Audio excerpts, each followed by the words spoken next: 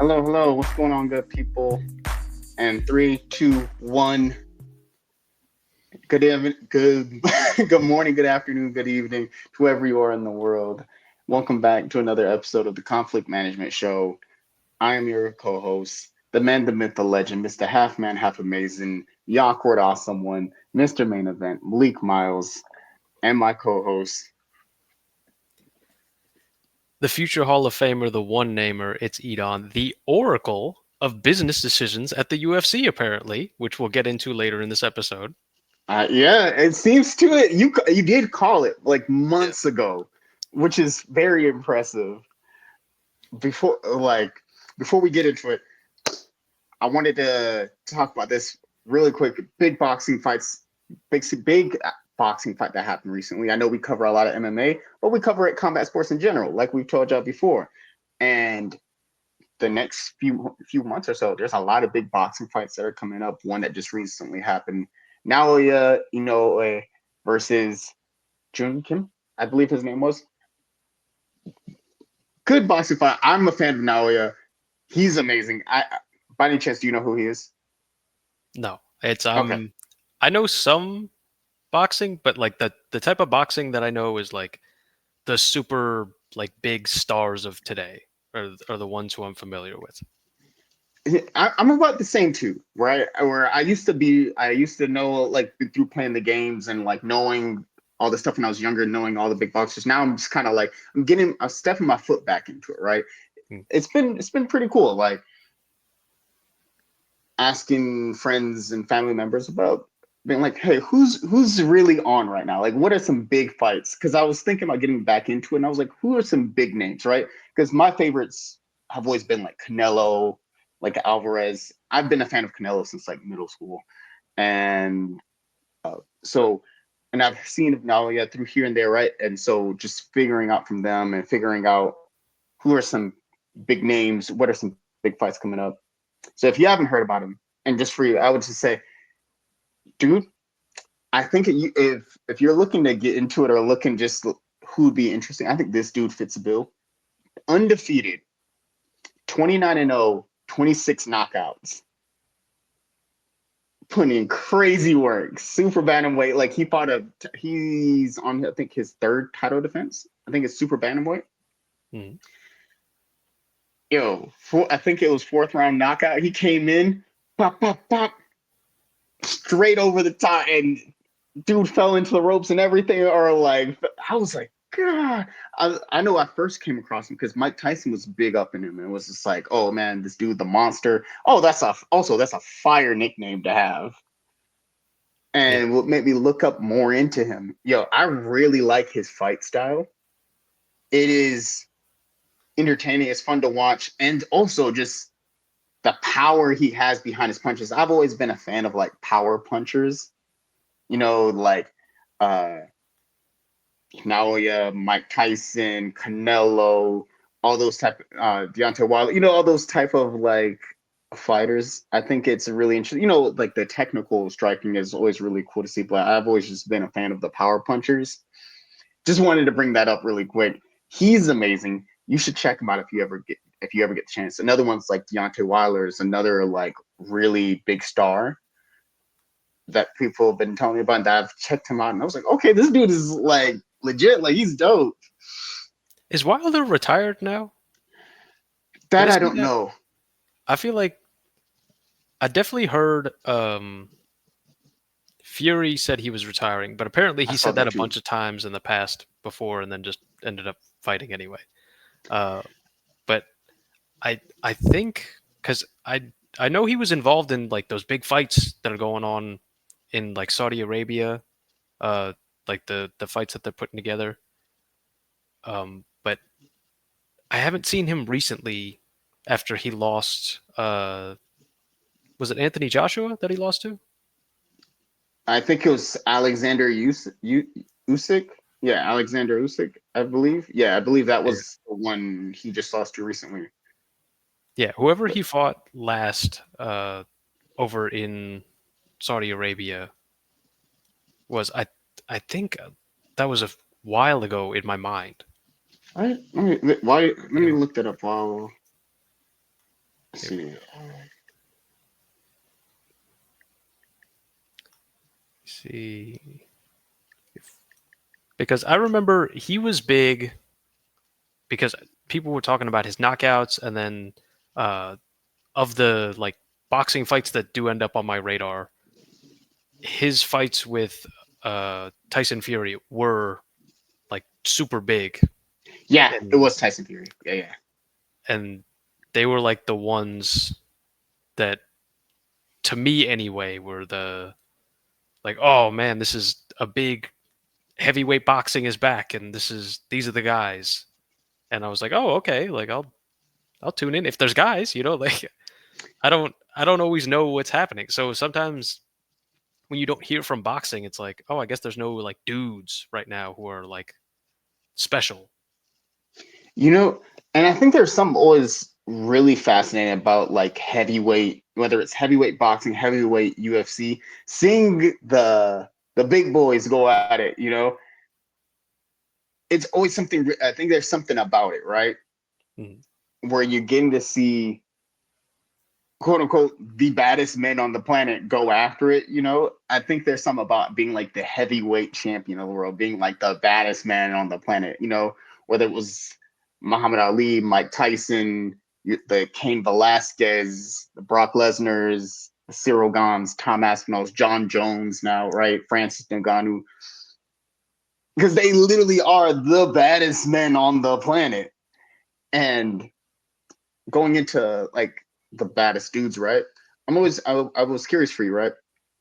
Who would you say lands in your top five, like current favorite like male fighters in the UFC, and then your top five favorite female fighters?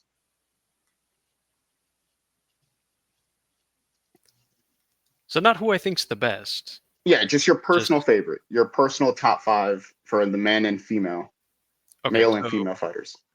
then I'm gonna lean into that more and pick a lot of people who I like to watch fight who aren't necessarily the greatest all the time. Oh, absolutely. Hey, this is your choice, man. This is your list. Okay. So I would say definitely on my list is Nate the Train, Nate Landwehr, because he's showing up for violence, and sometimes he might be doing the hammering, and sometimes he might be the nail. But when he's coming in, it's definitely he's gonna force the action, and there's no boring Nate the Train fights. That is for certain. Anytime Landwehr is on a guard, it's gonna be a fun fight. It's gonna be action. He's another person with a really fun fight style that I enjoy watching too. And then who'd you put? Who's the other four? Another one, the division is fun to watch in my opinion, but this guy he stands above in terms of just fun for that division. Uh, Manel Cop, like the showboating, like speed of the strikes, the technical kickboxing, like he's got a lot of fun, and then he mixes it in with his personality, and it's a lot of fanfare. Yeah, yo, especially after his last fight, when he fought what's his face? Who did he fight recently? The I'm blanking on his name, but he did so well against him. We just watched this. Bruno Silva? I think, yeah, I think it was Yeah, Bruno Bruno Silva. Silva. Yes. Dude, Manel Cop has never looked so like impressive.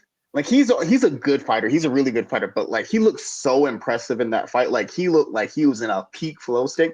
I'm wishing they would have go ahead and already make that Kai Kara France versus Manel Cop fight. That's the fight I want to see. I think that's the fight most fans want to see because one, they genuinely don't like each other, and then two, they're both so skilled that I think that fight would make for fireworks. Yeah, for sure. It's and also we kind of need something like that for a number one contender.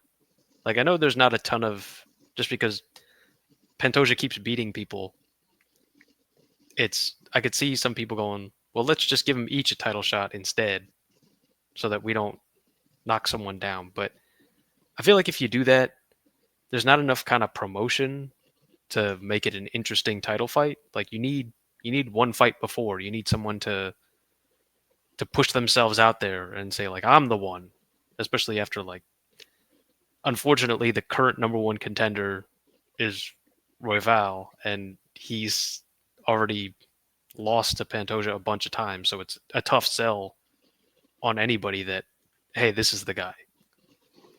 That's true, but I feel like it's a tough sell for anybody in that division, really, because what I think everyone in the top 10 has lost to Pantoja at least once or twice. So I feel that like it's gonna be a tough sell for anybody, but I feel that I agree. I think that having that fight with Kai Kara France really sets up the storyline, I feel like, for Cop versus Pantoja. And I think he's good at selling the fight. I think he's good for the sport and the division in general. To kind of cut out a clear, hey, this guy's up next. This is what's going on. This is what's cracking. This is what's popping. And then your last two. Okay, so side note on Cop, by the way, he's gonna be fighting Royval for. I'm guessing that's gonna be the number one contender fight. Ooh, I like that. So that'll be interesting when that happens in March 1st. So that'll be a good one. Let's see.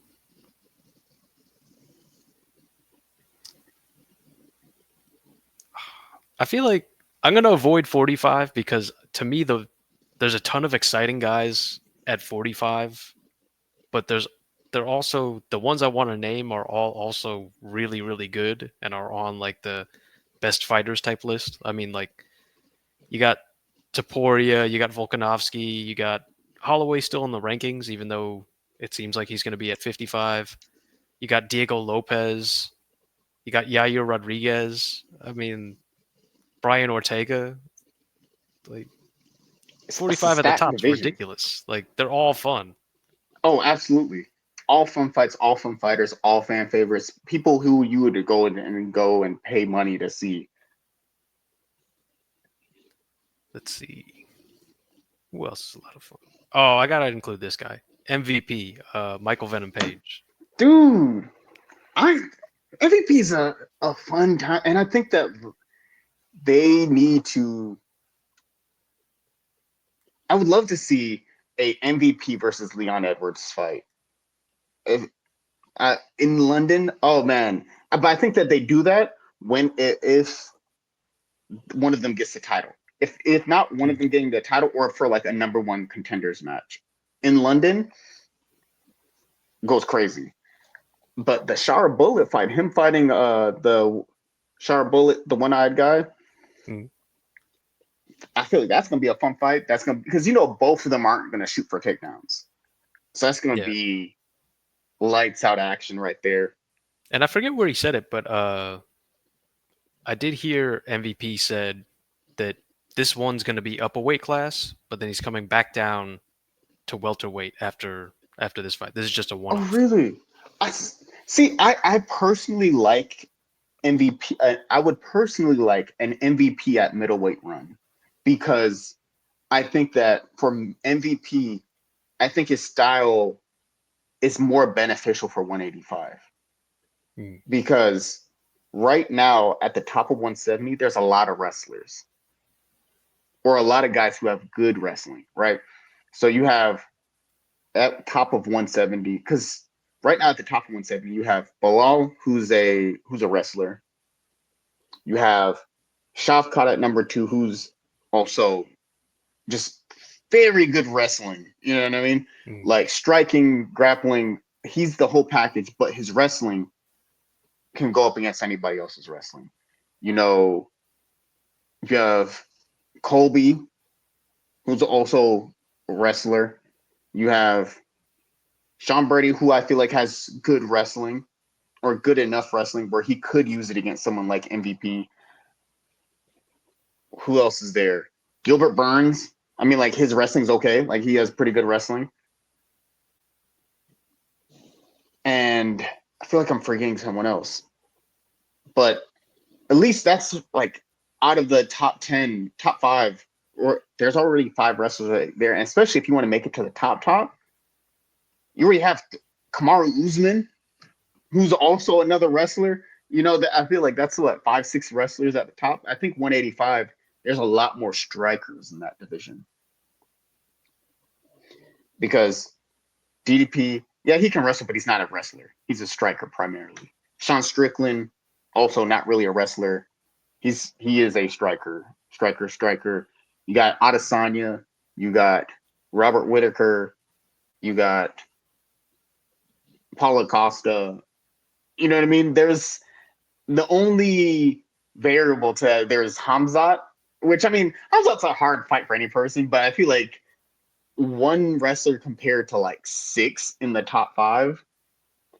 I don't know. I feel like I would like a MVP at middleweight run, but I can understand wanting to go back to 170 and kind of like that's your weight class, see how it goes. Because MVP is super talented and super gifted. So Mm. I'm sure like once he gets into the top five, he would have improved his game enough to hang with those guys. And it's not like he's never gone against wrestlers. Like he's gone against wrestlers before and has like that flying knee where that devastating flying knee he did to that one dude in Bellator where it like cracked the skull. Like that one, like he's had his good moments against wrestlers. But yeah, I don't know. I feel like I would like a middleweight run from MVP. Yeah, I agree. I think that especially if, well, Shara Bullet right now is ranked in the top 15 at middleweight. So it seems like one of those situations where if he wins his next fight, he'll be ranked at both weight classes. So if he wants to, he can go down 170, kind of give that the old college try. And then if at any point he stalls out, got a really nice plan B to go up a weight class where you're already ranked, and you know you could pretty quickly get yourself into some high profile fights with your style and with your ranking. Yeah, I think for me, I'm going Cyril Gane, the heavyweight from France, the legendary Super Saiyan Charles Oliveira from Brazil. I'm going the Hawaiian legend, the Waianae Warrior, Max Blessed Express Holloway. I know that's not his official name is Blessed, but Max Holloway, the BMF, he's definitely in there. I would say, let's see, four. I would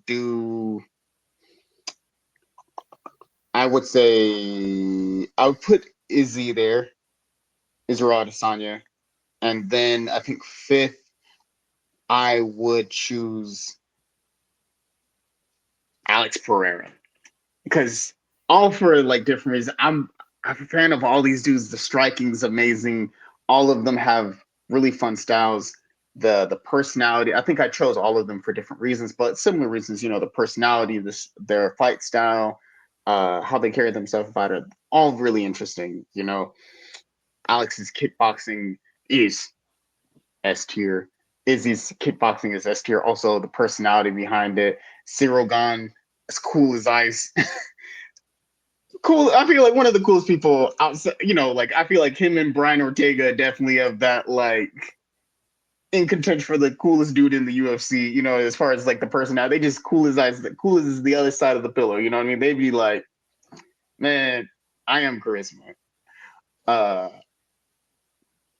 the story behind Charles Oliveira and the records he's broken, the personality. You know what I mean? The charisma. You know what I mean?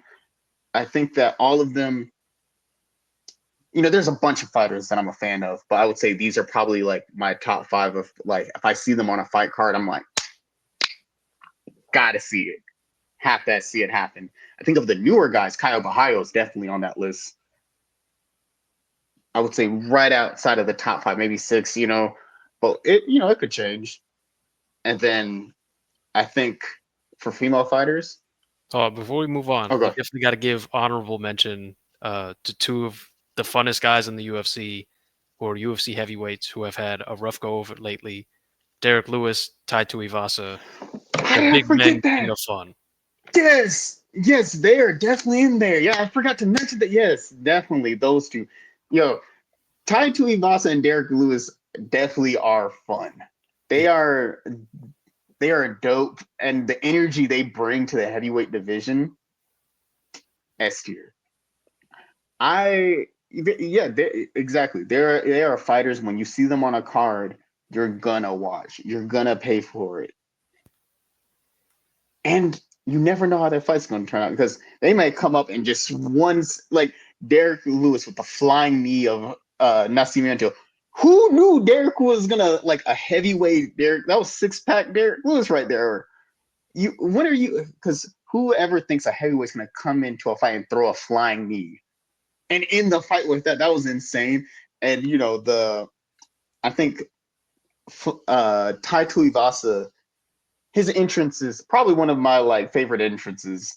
Like it's in my top three because every time he comes out, or maybe yeah, top three because it's always something new every time, and he's just vibing. And then the when he wins, the drinking the shoey in the cage, I think that's like one of the things people look forward to just as much as Alex's like when he shoots the arrow.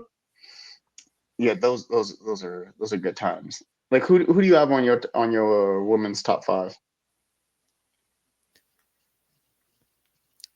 This is a little bit trickier because I do regard a lot of the higher skilled women to be the kind of more fun ones, but I'll still kind of pick some of the lower kind of key who take chances and are fun. Uh, so Amanda Hebos for sure is fun. Like you said, the personality, the definitely is a well-rounded fighter. Kickboxing, grappling, judo throws. It's she could definitely and has really good cardio. Can go the full 15 minutes. It's definitely fun. Who else? Hmm. Oh, for sure. Oh, let me. Perez that just fought this past weekend. Oh, She's Eileen on, Perez, yeah, yeah, she's a Eileen lot of fun. Perez Yeah, is definitely on the fun list. Hmm. I would say if her fights are so hectic that I'll put her on the list. Mackenzie Dern, because like oh, in the good absolutely. performances, you get so psyched about like the good jujitsu and all that, and in the bad performances, you're like, what is even happening with the hands and like what are you doing like kickboxing so much? You know what's Mackenzie Dern's one of those fighters where it's like, yeah, when she's winning, the excitement you feel for her, be like, yeah, the top tier jujitsu, you know what I mean? Because when she's down on the ground, she's going at it, going for submissions. I don't think there's no one in the division who is as exciting with the submissions as she is. You know, you're rooting for her to win, and when she does win, you're like, man, you're hyped for her. You feel the excitement, but also when she loses, you're just like, man, what's going on with the hits? But then also, even when you're like, man, you be still wanting her to win. You be like, man, that sucks, but we'll get him next time. Get him next time, champ. You know, it's I like at least me. I find myself rooting for her winning or losing. Where I'm just like, you're excited for the win, but even when the loss, you're still like, man, like we'll get it together. For sure. And for my last two spots, I'll take Natalia Silva. It's we've talked about her before a bunch on this podcast. Mhm, It's you guys already know the eventual champion. It's the kickboxing is so slick, so superior. The cardio, mhm. the moving forward. It's even the backing up as she showed against Jessica Andrade. Like however you want it, she can give it to you. Like there's no holes. Her taekwondo is insane work. Yo, her striking. probably in the top three best of this division. Not Yeah. even probably, definitely is the top three best striking. I feel like as far as strikers go, I think she's in the top three best strikers in this division. And like we've talked about her many times on this podcast before, it's a matter of time before she's fighting for a belt. It's not a if, it's just more of a when. And Mm. also the personality is phenomenal. Like she has the personality of someone of a champion. Like the charisma, the personality, like the just the whole package. For And who's sure. your last? And for the last one, this is a little bit lazy on my part, but it's whenever I get an opportunity, I'm gonna big her up. It's the champ. It's Valentina, number one, pound for pound. It's when she's putting the belt on. You gotta tune in. You don't know what's gonna happen, man. It's you don't know which ones. Like instead of some fighters where you don't know which one's gonna show up and it's gonna be like good performance, bad performance. You don't know which Valentina is gonna show up. It could be wrestler Valentina. It could be kickboxing Valentina. It could be submission artist, jujitsu Valentina. She's like Barbie. There's like a million. There's like lawyer Barbie and there's Doctor Barbie and there's like she's MMA Barbie. There's a million of her. She could be anybody. Yo, she is definitely the most versatile fighter on that rock on that in that division, the most versatile because she is future Hall of Famer. Yeah. Without a doubt. First Mm. round pick. You know what I mean? Like she's going in the moment she decides to retire, she's going into the Hall of Fame like the next pay-per-view. Yeah. The month she retires, that's the month she's going into the Hall of Fame. Because she is the consensus like second best female fighter of all time, if not first. Like right behind Amanda Nunes is her. Yeah. And like you said, there's no holes in her game. And even in the few that there are, it is like this. Yeah. you think you're gonna pull up and you saw her strike and you think you're just gonna wrestle? Nah, she's got the. Oh, you want to wrestle? She gonna out wrestle you. You want to strike? She gonna out strike you. You want to jujitsu? She's gonna out jujitsu you. And she knows like 7 different languages. Yeah. So not only are you about to get styled on just in the terms of just straight hand to hand combat, she gonna flex on you with all of whilst doing a post fight interview in 4 different languages, and then hit you with this moves. Yeah. And then So she can give you like 5 different styles of dance, all from the different places that she's been. She'll give you like some salsa and merengue, and then she'll hit you with the traditional like Kyrgyzstan dance that she does, like a million different dances. Expert marksman with the firearms, world traveler, like maybe secret agent. We don't really know. Maybe not. one of the most interesting people on the UFC roster for sure. But you know who I feel tops that? I have a Tops feeling. that? The person I haven't really like none of my list is like ranked 1 through 5, whatever.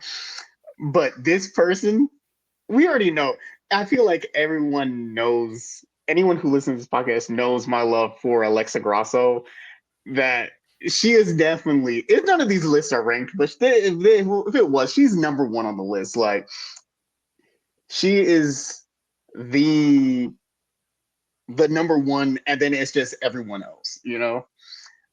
She is the I'm not even saying former queen of the strawweight. She is the queen of the strawweights. It's just a matter of time until she gets her title back. And she'll be a 2-time strawweight. Strawweight, right? No, flyweight. Hey, sorry, it's late. I'm gonna double check. Flyweight. Flyweight. Hmm. Yes, it is late, but yes, a 2-time flyweight champion. Because not only is her boxing just superior than every other woman in this division, but she came into the UFC with a lot of hype behind her boxing. She was a straight up boxer. She was there was hype behind her. She was putting in work. Started off as just a straight up boxer, And then throughout her career, through the ups and downs, then you see her evolve her game to getting the wrestling together, getting the grappling together, getting the jiu-jitsu together, and then also go up and beat the second greatest women's female fighter of all time, and not just beat her, finished her, and creating the biggest upset in UFC history, being the face of women's MMA in Mexico. You know what I mean? What are we talking about? The striking, top tier, jiu-jitsu. We've already seen her use it to impressive fashion. Her jiu-jitsu's great, grappling's great, striking is top tier. You've seen it all come together. She's got the personality, she got the charisma, she got the brains, the bronze, the beauty, you know what I'm saying? And then on top of that, right now, she's recovering from, like, she broke her leg. I think it was through training. She's getting backed up. She's getting right, because I know that Aaron Blanchfield called her out for a fight, and that's one of the dope thing is, even when she got called out by Aaron Blanchfield, she could have been like, "Oh man, I'm just waiting to fight the winner of Manon Fiorot and Valentina." She could have definitely kind of like big time Aaron Blanchfield, but like, nah, I'm just looking for these two.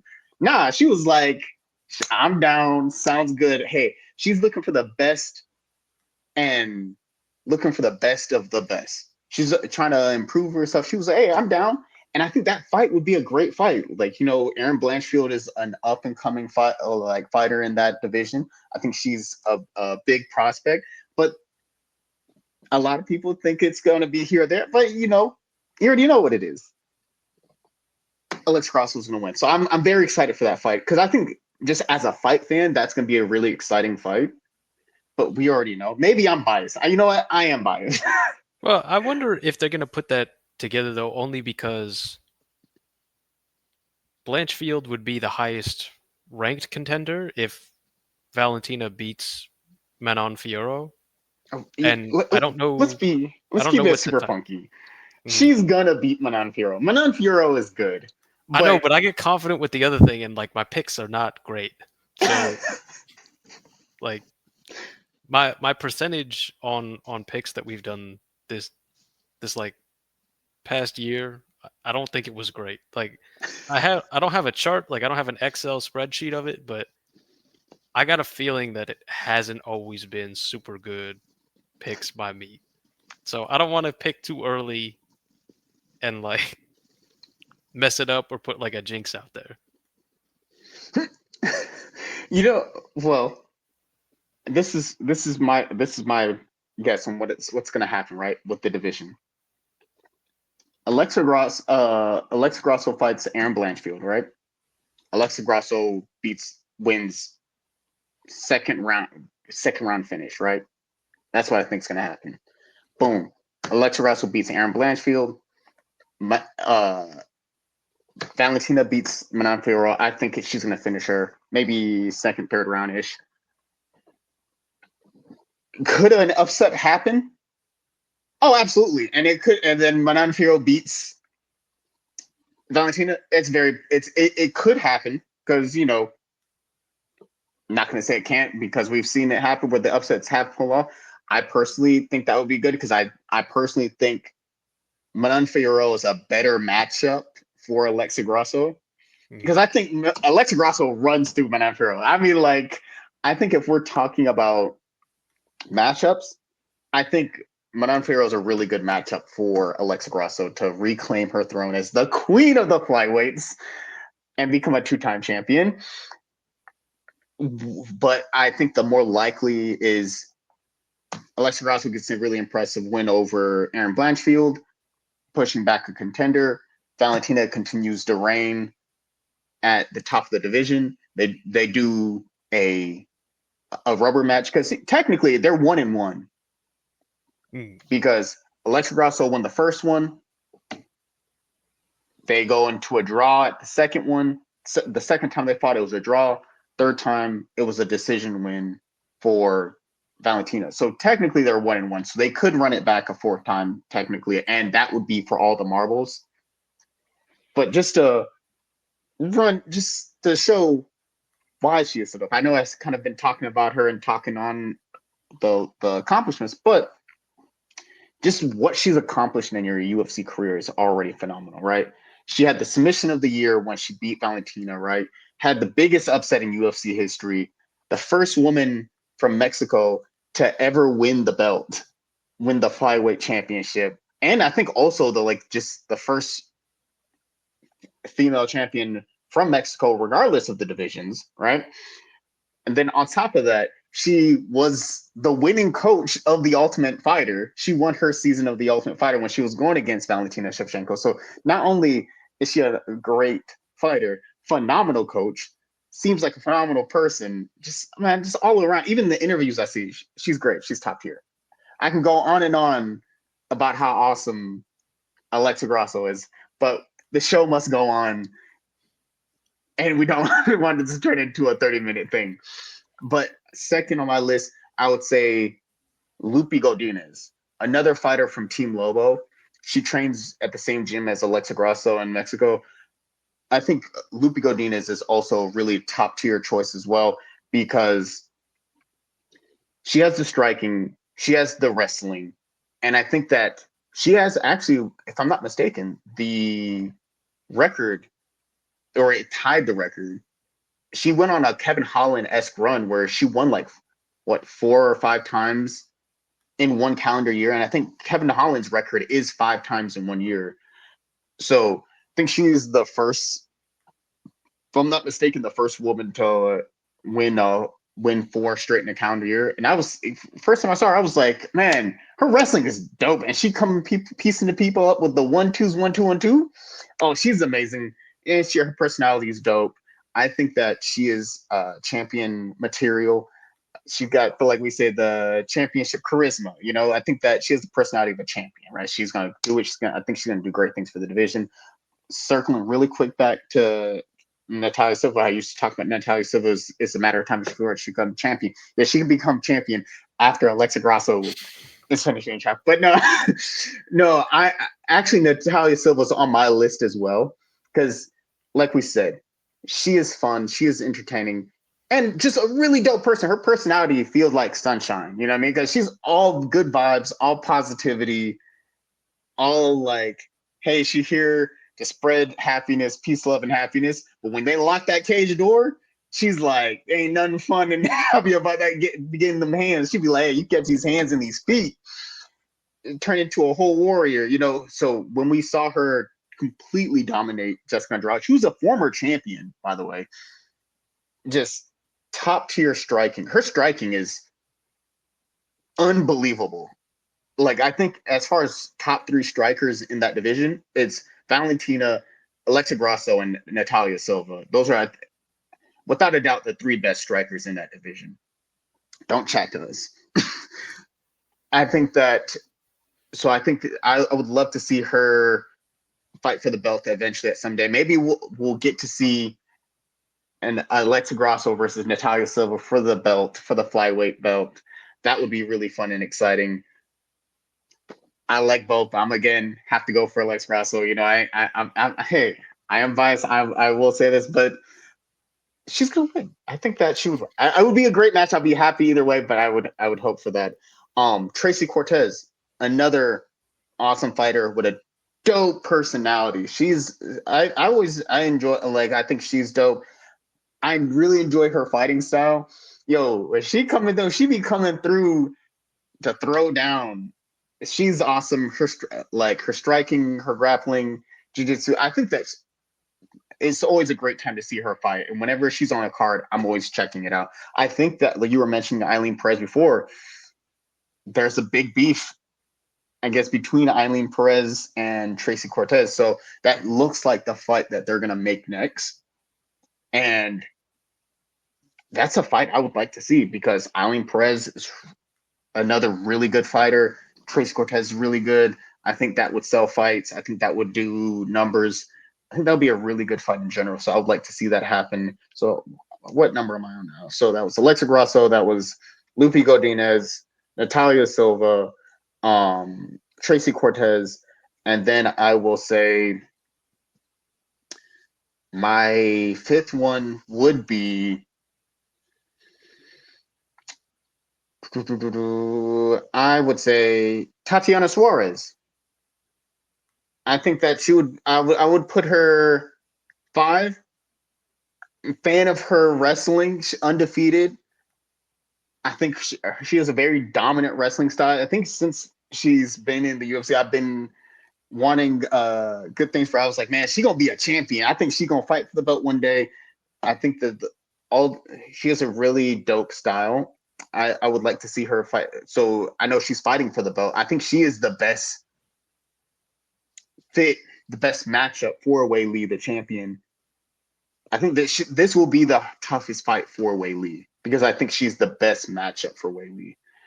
So we'll get to see that happen. So that would be cool. And I think the honorable mention goes to Wei Lee, the current champion of the strawweights. Mhm. Because one, how impressive is Wei Lee? The strength, the striking, the grappling, the jujitsu, the personality is also really dope. She's who is just picking up Francis Ngannou, former heavyweight champion Francis Ngannou. Just like, oh yeah, this is light work. She's like 115 and just easily picked up Francis, who walks around at like probably close to 300 or close to 270, 280. Very impressive stuff. And kind of going into that, we saw during the fight card some good fights, some entertaining fights, and kind of want to just start at the top as we kind of go and roll through them, right? Okay. As we saw with the late 36-hour notice, Islam Makhachev versus Renato Moicano. How impressive did Islam look? Man, I got to give it up to him. I think that was a very impressive performance from the champion. I like how let me put it like this. Both of them took it on a day's notice Mhm. ish, right? Islam had to be kind of shaken up after like when we'll get into more about the Umar loss. You go in there, Moicano's very tricky on the feet. He's a very tricky fighter. He's very like got slick. He's got slick submissions. Got the good striking. He's very crafty. So I think that and it looked like Moicano was trending on upwards when they were standing up on the feet because as we know, I was going for Moicano. Obviously, did not get that right. But I think that I think it was very impressive how Islam capitalized on the moment, capitalized on an opportunity. Because we saw, once Hanato got the strikes flowing, and he was doing good on the feet, and he looked very crisp. And you could see that was starting to bother Islam because Islam went straight for that takedown. And I think this is just me hypothesizing and coming up with a theory. I think that in the moment, because we saw him trying to get back to his feet, right? And he went for full like hands on the mat, trying to like stand up and wasn't protecting the neck. Islam jumped on top, grabbed the Darce, really tight Darce choke, and kind of closed the night on the first round. You know what I think it is? I think that it was just the circumstance for Moicano, right? Because he's such a good grappler. Mhm. I think it was just the hey, 36-hour notice. Hey, you're what, ranked 10 on a day's notice. You're getting put in there with the number 3 pound for pound. I know people say number 1 pound for pound, but we all know it's John Jones. But with a fighter in the top 3 pound for pound, the best fighter in your division, and I think that someone like Islam, if you're not on your A game, you gotta like come correct. You know what I mean? Because Islam was a really great fighter, really strong wrestling, really top strong top control. And I think normally that dark stroke that happened with Moicano wouldn't have played out that way under normal circumstances. Not taking anything away from Islam, but you know, hey, it's 36-hour notice. You're getting there. You got you. I thought it was a knockdown, but I think it. Looking back on it, looks like a slip. You know what I mean? Like he looked like Islam slipped, but it did like he was putting in work on him a little bit, and I can imagine Moicano was like he get you get taken down. You want to show that like, oh man, if I can get up and show, hey, you're not going to just put me down and keep me down. That's a good look, you know what I mean? As far as the crowd, that that gives you that confidence of like, oh yeah, yeah, you take me down, but you ain't gonna do nothing with it, right? And I think in the middle of like the crowd cheering, crowd going crazy, the thing of like, oh man, I need to get back to my feet. I need to like do this. I need to do that. You're caught up in the moment. It's a big title fight, this and that, and not just paying attention. And that's how he got caught up in the choke. But good job on capitalizing on the moment, but like also props to him kind of like, what's your thoughts? So credit to both guys for taking the fight. Absolutely. Like, as far as Real tough guy stuff. yeah, Moicano, he reportedly got a really nice payday for this, and Oh, he should. you could definitely see that this was a great like it was more of an opportunity for Moicano than it was like a nice thing for Islam. Mm-hmm. So it's but still credit to Moicano for a being ready, being on weight, and making it, staying prepared, and being willing to step in what because as much as you could say, well, he might not have got the shot in normal circumstances anyway. Even if he had won his fight against Dariush, he might have still been pretty far away, and you never know if he's going to be able to fight for a title ever.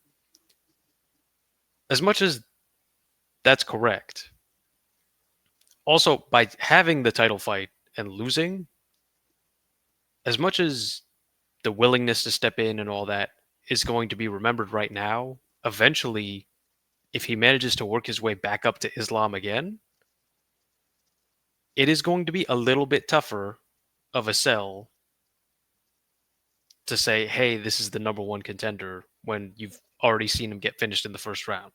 Now, it was on extremely short notice, and he didn't have a camp for that guy in particular, but it is just something to be aware of. It's not like this was all free for Moicano. It's going to be more difficult for him.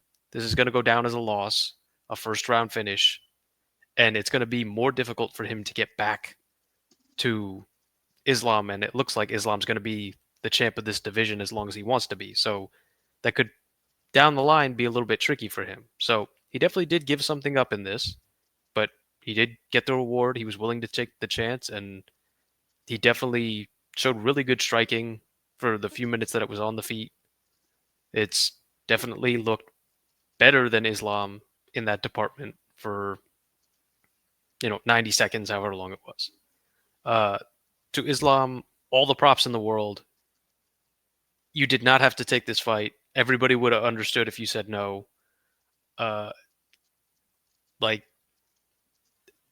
to then move on from that to take the fight, you're not getting any more money for taking. Like maybe you got a little bit from the UFC to just be like, hey, appreciate you keeping the event together. Like maybe you got a little something, but I would imagine it wasn't as big of a jump in his pay versus what Moicano got to step into the main event compared to what Islam got to kind of save the main event. And you're fighting a guy who, if you beat him, people are just going to say, well, you're the champ and he's ranked 10. What do you expect? That's what you're supposed to do. Like, what do you want, a cookie? But, those guys are the most dangerous because he didn't have a camp for him. He didn't study him and figure out what his tendencies are. He didn't prepare for those situations with Moicano. He prepared for Arman and Moicano are very different fighters. They fight differently. Their strengths are different. The way like their bodies are extremely different. So it's everything was there to lose for Islam, and there was very little to actually gain. But he was professional. He came out, saved the event, went through, put up his title, made weight, and went out there and still performed. It's if that fight extended, do I think that would have been the best Islam performance of all time? No, probably not. But again, another credit to him that on a day where he probably didn't have the most motivation in the world, and when he's going after seeing someone very close to him lose a fight before him, which he hasn't had to deal with a lot in his career, he rebounded from that emotional moment and was a professional and got it done and got it done quick. So it's all props go to him. He's amazing. He's incredible. He is every bit the talent that people say he is. And it's going to take a monumental effort from somebody to eventually beat him in the form he is now. Yeah, I think that, like you said, props to Islam, props to Moicano, because neither of them had to take it, but props on Moicano for making championship weight, and then for Islam for taking the fight. But I think that Moicano is way better than what we got to see during 311. Well, and also keep in I think, mind that he elected not to have surgery on that shoulder. That shoulder is still messed up. It is not at 100%. He's going to wait. He said after his last fight that he's going to wait until kind of after his career is done to get the shoulder fixed. So he is still working and looking as good as he did on the feet with a compromised shoulder, which it seems is like partially healed, but it's definitely not 100% functional. yeah, where I think if you give Moicano like a full camp and you have time to like prep and prepare, I think that fight's a lot closer than like what we saw, right? Because you have time to get used to like the nerves, get used to what's about to happen. You know what I mean? I think that sometimes you're 10 and your whole thing is, hey, I want to be a champion, right? And someone just tell you a day ago, be like, hey, fights tomorrow. Hey, I know you're supposed to be fighting this dude. Hey, we're scrapping that. You're about to fight the champion. Get ready. You could, your head, you could lose your head in the clouds, right? Mhm. Where you just think about like, man, this feels like everything's just working in my favor. I'm getting the title shot. This is what everything I've worked towards. You know what I mean? Where you're thinking like, what if I do beat him? Oh man, like usually on rematches, things go better, this and that. Like I could, wouldn't that be wild if I went? You know what I mean? Where just you can get caught up in the emotion of things. Mhm. Where if he would have had a full fight camp, I think it's easier to keep your head on your shoulders and go, hey, we'll think about that later. Because you had 3-4 months to like think about the what ifs and this and that. So it's just like, hey, let's get the job done and then we worry about that later. But with the Armand situation, right? What did you think about? I know they said he's not going to get the next title shot. He pulled out due to significant back pain, like again, 36 hours before the fight. What is your thoughts on it? Like, do you think that who do you think should be next? Do you think it should be him next, or what are your thoughts? Well, here's the thing. I get that the UFC is upset about someone pulling out in the last like 48 hours, even less, and not being upfront with them and probably letting them know that it was a possibility so that they could try and get something prepared. Um, so it'll be interesting to see because I really don't know what else you do because to me the fight to put together for Arman would be him versus Charles, the rematch. I really think that as far as interest, people would want to see that. But then if you're going to do that, what do you do for Islam? Because at this point, it seems like the UFC really isn't interested in letting Islam go up to 170. So if you're going to block him from that and he wants to fight again before too long, I mean, what do you do for the guy? It's you could give him interesting fights, but is there really somebody who's standing out above the crowd right now? I mean, maybe you'll get that. Maybe it ends up that Justin Gaethje versus Dan Hooker in March is that number one contender fight. That's the only nice thing about this kind of problem, and why the UFC will feel like they have leverage on Arman is there's a ton of guys who have big names at 55, and if one of those guys can just have a memorable victory, it's very easy for them as the UFC to go, okay, Dustin Poirier's retirement fight is for the title, or Justin Gaethje's going to fight for the title, or Dan Hooker's going to fight for the title. Because as UFC fans, you're not always totally aware of how many losses somebody's had. It's we do a really good job in MMA in particular of not holding losses against guys. So usually the losses kind of go out of your mind unless they're really high profile, like in a title fight or they get KO'd or something like that. Like if you just lose, people forget if you have a bunch of other moments or you have a positive moment as the last thing that we saw. So I think the UFC is probably just going to sit on it for a while because Islam just fought. So there's not really pressure to say, oh, this is who Islam's going to fight next. Instead, I think, and Islam has asked before for just, hey, I'll fight anybody. Just, I would rather some new guys, some guys I haven't fought before. And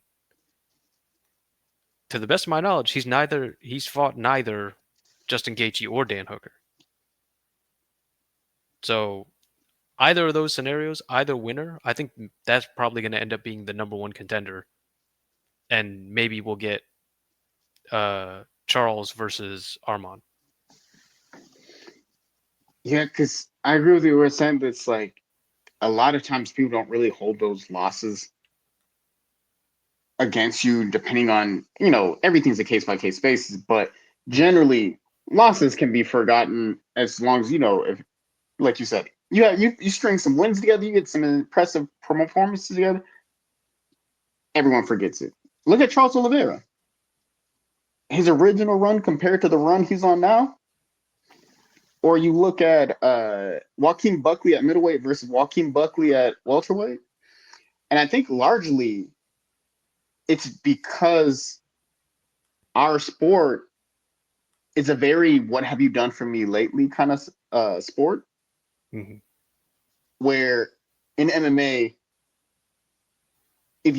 it's a double-edged sword where it can be beneficial or detrimental to you. Where you could be on a tear, right? You could go on a 5-year win streak or like a 10-fight win streak, and you're just putting in work, right? You take a loss or two losses, all of a sudden people are like, oh man, this dude's cooked. They're like, oh, maybe he needs to retire. Like, look at Cyril Gane, right? Mm. Arguably the best heavyweight in the heavyweight division today outside of Tom Aspinall and John Jones. Like when you talk about the best heavyweights in the UFC, it's the top three is John Jones, Cyril Gane, and Tom Aspinall. But if you talk to some of the people who may not watch this, like they watch it casually, or the casual fan, they're gonna be like, oh man, you mean that dude who keep on losing, right? But when you think about it, Cyril Gane's only lost two former champions. And the two people he's lost against was the greatest fighter of all time, the greatest fighter to ever walk this earth, and the former heavyweight champion Francis Ngannou. But other than that, he's washed the entire heavyweight division. And he's proved if you're not a champion, he's walking through you, right? And but when he was winning, or when he was on that crazy run streak, dismantling Junior Dos Santos, dismantling everybody else, everyone's like, "Oh my god, like this dude's amazing. He's this, he's that." And then you took one or two losses, everyone's like, "Ah, no, he's washed." But on that same token, you could have a crazy loss, but you put together, you get a spectacular finish, or you start stringing these wins together. Oh man, everyone's just like, they could be like, "Oh, this guy's washed. He's like think about trying." You get some wins together, people will be like, "Man, this dude's the truth, man. I've been trying to tell y'all since way back. This guy's great. This and that." It's like, no, you was just talking crazy on me a moment ago. You know what I mean? Where you think about like Joaquin Buckley. Joaquin Buckley at middleweight, ain't nobody was really chatting about him like this. About how they chatting about him, how they chat about him now, right? He was a very middle of the road middleweight. There was people who remember the ninja kick, and there's people who like him. There's like, but he's a take it or leave it type fighter, right? But Joaquin Buckley goes on to welterweight and goes on a 6-0 run. Everyone's like, "Oh man, Joaquin Buckley is a contender at welterweight. This is the future welterweight. Oh, he could fight for a title. He could." And I think it's just because our sport doesn't necessarily remember your wins and like your losses, or your wins in the sense of like, as long as it's of the past, your wins or losses of the past necessarily, Mm. as much as they do your wins and losses of the current. You know what I mean? Like for the average fan, because I think a lot of people would rather. It's easier to jump off a bandwagon than it is to jump on or to stay on, right? Through the wins and losses. But yeah, I think you put some wins together. Amar could put some wins together. Hey, it looked great. Charles, right? Charles rallied his way back, and now he looks like the rightful contender. And I'm here for Charles Oliveira versus Islam too. I think that Charles gets it done on the second time. And become a first three-time lightweight champion. I just think that the first time, he might have been some overestimation, or I highly doubt that if they fought again, that same thing would happen. I think it's a lot closer of the fight. I think honestly, if they go again, I think Charles has a very good chance of winning at that time. But I know that after that fight last week, or Saturday it was, right? A lot of people are saying like, Islam is the pound for pound best, and I know they asked Dana about it. They've been like, "Oh, he's the pound for pound number one. Hey, he's tied Khabib for most title defenses at lightweight. That makes him the number one pound for pound GOAT. This and that." But how do you feel? What is your opinion? Like, how do you feel about the whole Islam is pound for pound number one talk right now? Do you agree with it? Do you not agree with it? Do you? I get that. Okay, so let me just say the reason that Dana said that Islam is pound for pound number one is twofold. One, Islam didn't have to take this fight, and he did. So Dana was feeling very grateful. And when you're on Dana's good side, you're on Dana's good side. Uh, and I think the other factor in it is right now, John is probably being difficult to negotiate with for the Aspinall fight. So this is another thing that Dana does. When you're on his good side, you're on his good side. When the business side starts getting a little bit more involved and not straightforward, suddenly now you're not so great. Now it's not the John Jones walks into the room and he's the one leaving. Now it's, oh, you know what? After that one, Islam is no. But I mean, Islam beat in on short notice the number 10 ranked guy in his division. And I know it was on very short notice for him too, but typically if somebody else did that, you wouldn't go, "Oh man, this is so crazy that this guy did this, and this elevates him so far in the conversation of all time-ness." You know, uh, I don't think anyone was calling Was it Diego Lopez that had the Danny Gay fight, right? On the like 6 hours notice or whatever I insanity think so. that Yeah, was. yeah, yeah, Yeah. yeah. So nobody said, "Oh, Diego Lopez needs a title shot right now after he beat Dan Ige on 10 minutes notice or whatever that was." So to me, I think this is a few things kind of coming together. One, that was a super gangster move by Islam to take the fight when other people maybe wouldn't have. Two, it's a nice little like jab in the side for everybody to give John Jones because A, John Jones one time did turn down a short notice opponent to fight for the title, and B, John Jones is being possibly difficult to negotiate with right now for the Aspinall fight. So I think that's why we've had this big kind of swell. As far as all time 55, I think Islam's up there. I think he'll probably end up being my number one. But for now, it's. I could see if somebody said Islam's my number one 55er for sure. For me personally, I still have BJ Penn there just because the circumstance of his career. I think if the UFC always had a 55-pound division, I think that people would understand how great BJ Penn was and just the amount of talent that that guy had and the way that he did it. It's if someone was interested in the UFC at telling BJ Penn's story accurately, which I don't think they necessarily are because it wouldn't make the UFC look super awesome. Like when they got rid of 55 and all that. In hindsight, that was not a good move. But it to me, it's BJ Penn right now, Islam number two, and then Khabib three.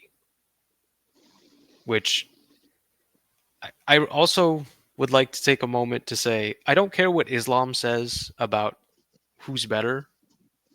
That's not for him to decide. You don't get to just like say that. Pound for pound is a number one debate for the fans and the media. It's not for fighters to decide who's number one.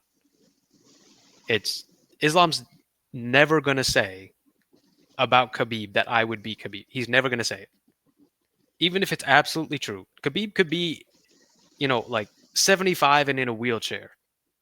And Islam could be fully able bodied. He's never going to say, I could beat Khabib right now. He's never going to say it. He has too much respect for him. He has too much love for him. He's never going to say it. The things that Khabib and his family have done for Islam, he's never one time going to say, I'm better than him or I'd beat him or in any way say, like, oh, it would be close or try and put himself in that conversation. Islam's not going to do it. So saying that, oh, Islam says that Khabib will win, so therefore Khabib is number one, that's not how this works. That's not how this works. You have to earn your placing based off of actually fighting. You can't have other people hypothetically say, oh, well, you would. That'd be like Ohio State just won the national championship. If the quarterback for Ohio State said, oh, you know what? I don't think that we're better than Michigan this year. We don't just take the trophy and hand it over to well, he said that you're better, so here you go. If the guy on the team said it, well, I mean, what are we even doing here? So let's just walk the trophy over to Michigan. Like that's not how it works. Islam's being very nice and being very respectful because of the history that's there and everything that Khabib and Khabib's family has done for him. It's I'm sure he feels like that is a debt that he cannot pay in anything other than love and brotherhood. So asking him what he thinks is not right because he's never going to say anything other than Khabib. It's not going to happen. And even if he really wanted to, it'd be almost rude to say culturally. It's that would not be appropriate for him to say. He leaves it for other people to say because he's very respectful and classy. So that's where I'm at with all-time 55. I think he's definitely in the mix. Pound for pound, still really great, but this wasn't a mountaintop or like a matchup where you went, ooh, this is really we're gonna really see him, tested and pushed to the brink. I didn't see that here, so I don't understand how he could move up in that type of list in anyone's mind. I mean, Alex has done it in events he had no plans on being part of on like 2 weeks' notice. So, and there was no indication that he was in camp or doing anything. The one he was on vacation in Australia. So, as much as it's very impressive and very appreciated, and I enjoyed the fight, I enjoyed the performance, and definitely in there in that all-time list. I just don't see how this is a big like resume buff for him to move him suddenly in Dana's mind from not number one to clearly number one now. Like I think it's just some gamesmanship to poke at John. Yeah, I agree with that. I saw that when I heard that, right? Because usually Dana's very like John Jones is pound for pound number one. I think John Jones is pound for pound number one. Anthony Smith thinks John Jones is pound for pound number one. Laura Sanko thinks John Jones is pound for pound number one. Dan Henley, pound for pound number one. And I believe Chris Weidman also thinks John Jones is pound for pound. The world, if we're honest with ourselves, thinks John Jones is the pound for pound best in the world because he is the greatest sports combat athlete to ever walk this planet. You know, I think, but however, I will say, I think the reason why they said Islam is the new is the pound for pound number one now is I know you said he's might be being difficult with the Mm. negotiation. I think maybe I'm reading too much into the tea leaves, but I think they said that because the fight's off. Because during the build up, they were like, "Oh yeah, you know, pound for pound number one, John Jones. Oh, against current interim heavyweight champion uh, Tom Aspinall. New generation versus the old generation. Like, oh, the old guard versus the new guard. You know what I mean? And I know they have to say pound for pound number one for for marketing reasons. As a business, it's better to say, oh, pound for pound number one against an upcoming challenger. You can't be like, hey, pound for pound number three guy against upcoming challenger. It doesn't sound, just from a business perspective, from a marketing perspective, it doesn't sound as enticing as the best pound for pound number one guy against the hungry contender on the come up, compared to, hey, here's the best pound for pound guy against like a surging contender. It's just like, okay, that sounds cool, but it's not that. And I think, like you were saying, I think they must have. Hey, I said the fight wasn't gonna happen. I don't think the fight was gonna happen, or I think it's just like, eh. And it sounds like it because we went from definitely the fight's gonna happen to like very confident the fight's gonna happen to like, hey, it's a good chance this fight will happen to now, oh, the fourth pound for pound guy is now the first pound for pound guy. You know what I mean? So I think Mm. that either they couldn't come to, you know, to the number that John Jones maybe have wanted, or maybe there was some other type of issue, or maybe whatever happened behind the scenes, maybe the fight didn't get worked out. Maybe like you said, they're at an impasse right now where, hey, if my demands aren't met, then I'm not fighting. You know what I mean? Which is totally understand for John Jones. Again, like we said, John Jones is the greatest fighter to ever walk this earth, regardless of what your discipline is, whether you're a kickboxer, boxer, jiu-jitsu guy, judoka, um, karate fighter, you know what I mean? I think that you put John Jones in any of those martial arts, he's the best. He will become the best, right? Wrestler, like you put John Jones against each sport's best athlete, right? John Jones comes out the winner. I'm almost certain. I'm like very confident in saying that, right? The things that John Jones has accomplished in this sport, right? Youngest champion ever, oldest champion on the roster, 2 division champion, has beaten 3 decades of the best fighters from across the world and decimated all of them. You know how 3 generations, my bad, not 3 decades, but 3 generations. He is John Jones has decimated 3 generations worth, 3 generations of the best fighters across the globe. Like it was easy work. Like it was just like, think about it. Think about all the Hall of Famers John Jones has decimated, finished. You know what I mean? Mm. All of the former champions John Jones has beaten. He's demolished champions from 2 different divisions. You know, you think about your Glover Teixeira's, your Quentin Rampage Jackson, Rashad Evans, Lyoto Machida. You know what I mean? All these really great fighters. John Jones has almost every record in the record book, right? How's he not number one? You know what I mean? While what Islam did was very impressive, and all the respect to him, all the props go to him. You know what I mean? Because he didn't have to take the fight. I know you said John Jones didn't take a fight. I know that was the Chael Sonnen fight where it was like short Mm. notice, this and that, and he's not gonna take a fight. It was pretty like that was a pretty gangster move for Islam to be like, yeah, 36 hours, hey bro, I'm the champ. Just send me the details. I'm down to fight, right? I thought that was really dope. I thought that was really cool. And I think he right now he is tied for the most defenses at lightweight, right? So I think in lightweight, I would be fine if someone said Islam was their number one pound for pound lightweight, their number one lightweight of all time.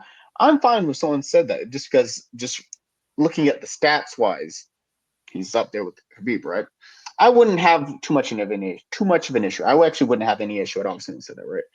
As far as all time, I agree with you. My right now, my all time is BJ Penn.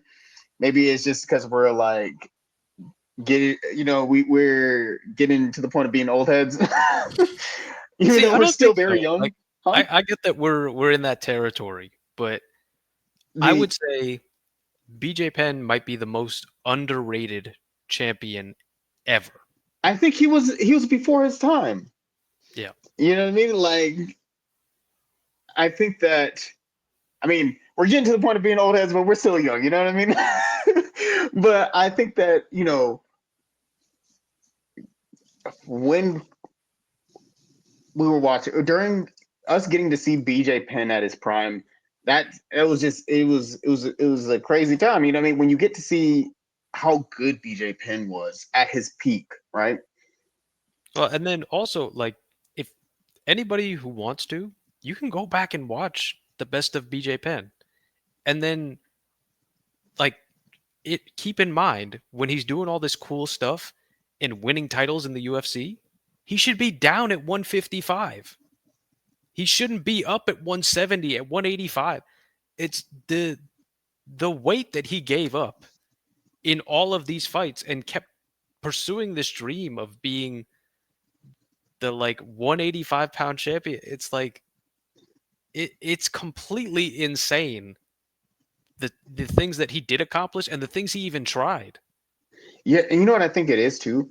I think it's because the way his career ended, I think a lot of people forget how good he used to be. You know what I mean? Where and I think the way you go out does affect how people view your accomplishment, view your career, right? Where I think that you look at all the people like Chuck Liddell, like the people of like when we were originally watching, like Chuck Liddell, the things he did at the light heavyweight, super impressive, right? Like he was the face of the light heavyweight division for a time. But then but I think a lot of people now just think about how his career ended compared to everything he did, right? Tony Ferguson is a perfect example of that, right? Peak Tony Ferguson, peak El Kukui, Oh man, he was in conversations to fight Khabib. He's in conversation as one of the best of that division. But I mean, I think he still holds the record for the longest win streak in the division. if I'm not mistaken, yeah, that's true. I think he's up there as far as best lightweights ever.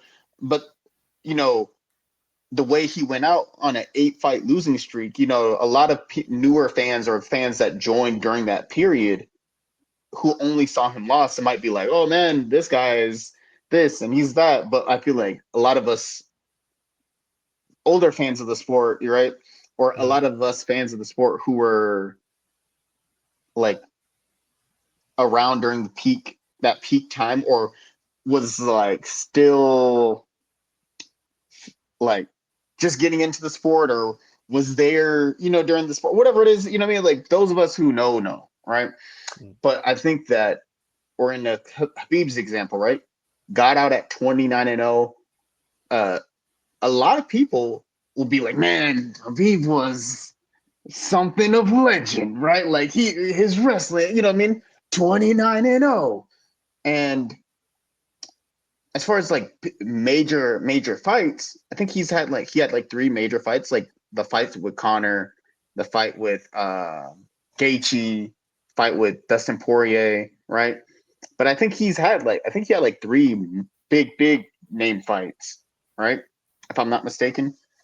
And but the way you go out on time, I think does affect that. And when you think about other fighters who've kind of turned like went out, I think that does affect it. I would put I think I put Habib as my second best of all time because what Habib did was 29-0. Our sport is too difficult for anyone to just, I mean, it's, I guess, let me rephrase it like this. Our sport is very difficult to be undefeated and stay undefeated.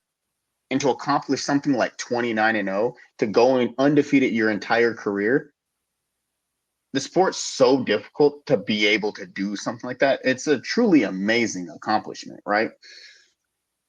And so I think I put Habib second and Islam third, right? And but if someone was like, "Hey, Islam should be second and Khabib," I wouldn't have been like, "Oh man, this and that," right? I wouldn't be too hard about that. And then like if someone told me that he was there first, I totally understand that as well.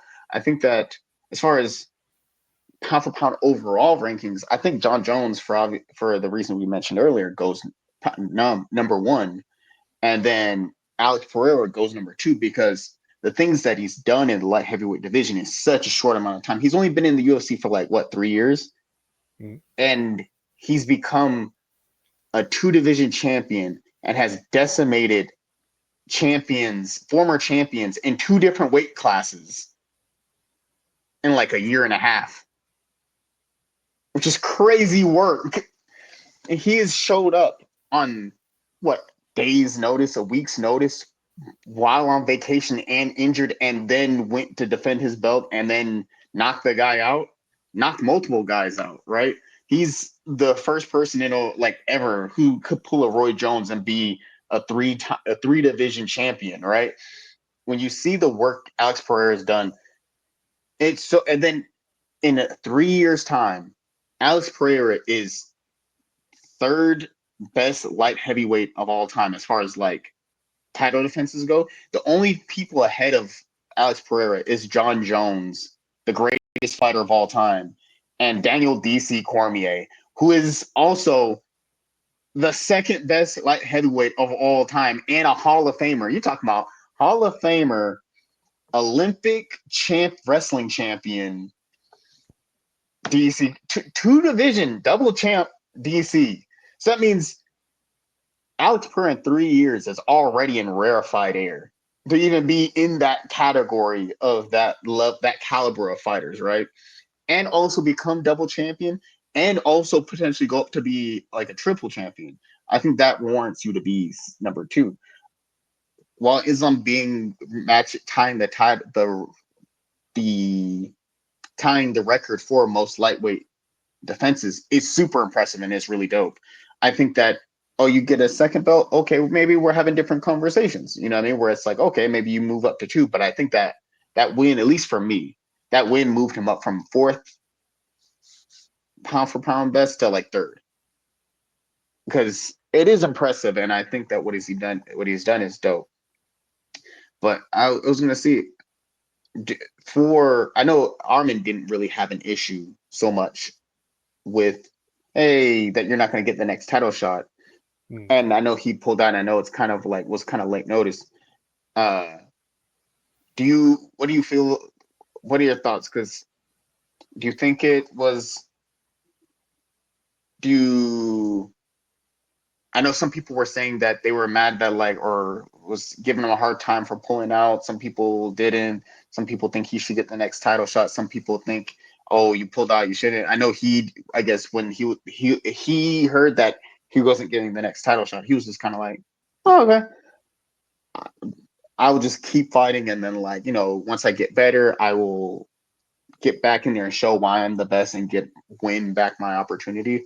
What do you have any feelings or thoughts on that one?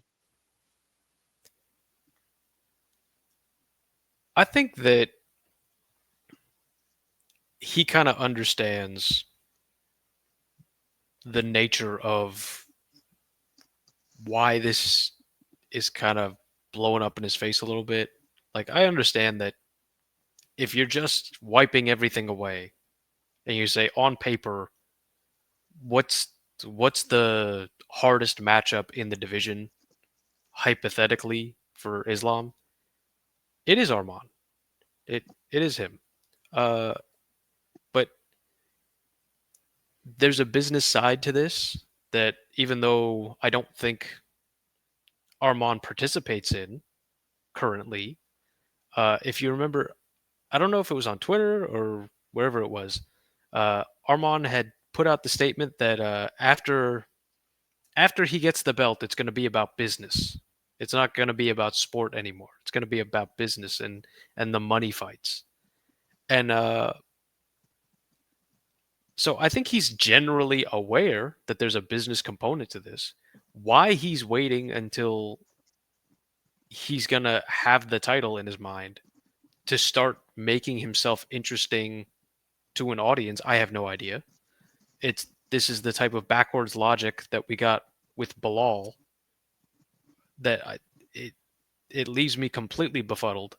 I don't understand it, and so there seems enough of an understanding from Armand that there is at least the existence of a business side that he understands. You can't do this. You can't. As much as we get it, you couldn't fight. If that's going to be the case, you have to communicate that way sooner than you did because as a business, the UFC just wasted a bunch of money on promoting you and your fight that did not happen. And that is a complete disaster for the UFC. And also, by the way, you forced the people who work for the UFC, all of the people who do the production, to come up with graphics at the last minute when they're supposed to be doing other things, getting ready to make the show as good as it can be, and doing that preparation and running through things. So at the last minute, they have to switch all the graphics and how they're going to do the intros and all these things, as well as making new posters and all. Like doing that on that short a notice messed with all of the logistics of the UFC and all the production of the UFC and made everybody who actually works for the UFC that's not a fighter, it made their job way harder and inconvenienced them massively.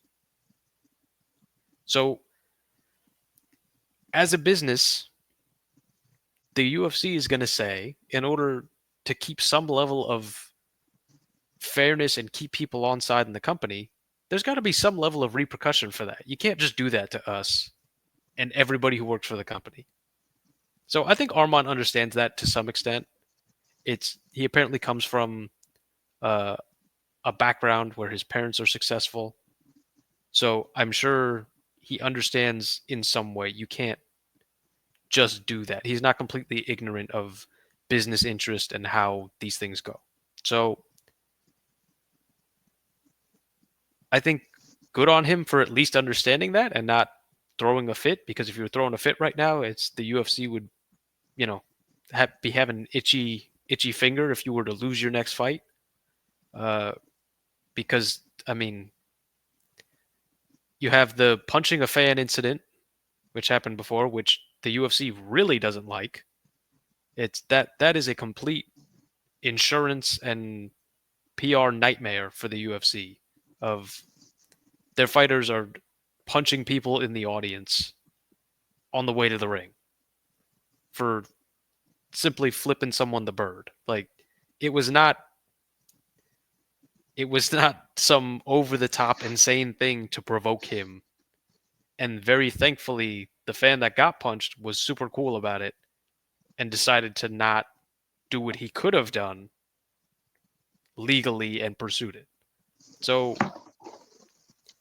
that was cool of that guy to not follow through, but this is now two situations where the UFC is a business, and that's two situations where you've messed with their money, possibly in a really negative way. Last second, pulling yourself out of the title fight, the top of the bill, not even the co-main event. You're the top of the bill, and you're going to pull yourself out on that short of notice, and you're going to possibly get us in legal trouble.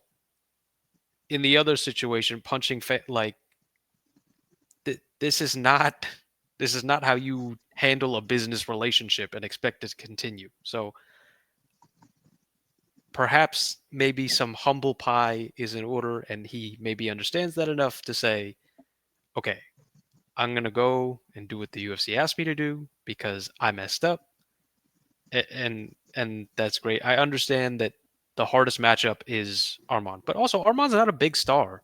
It's Moicano is much more of a fan favorite, appeal to casuals than Armand is, because even though he has indicated that he would like to be in on the business side, he does no effort to make it happen. It seemed that people in California were excited because there's a large Armenian population there. But if you enjoy that, if you like people cheering for you, how about you take some action? You do some things, you say some things to get people interested in you other than people who share your same ethnicity.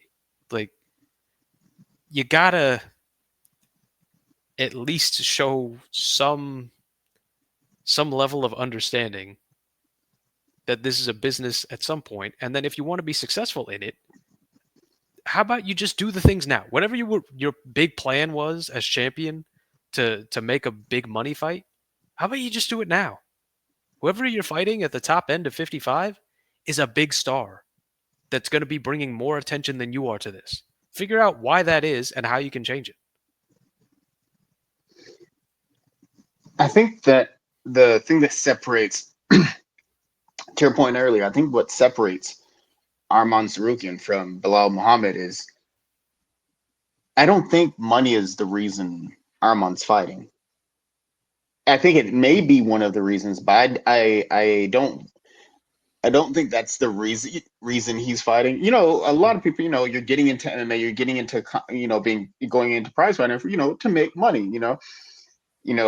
Maybe to like change you and your family's life, or to make some money to get out of like maybe you don't have money, or or there's isn't a lot of opportunity. Let's say this fight is the fight that could change your life forever and your family's life forever, and this and that. You know what I mean?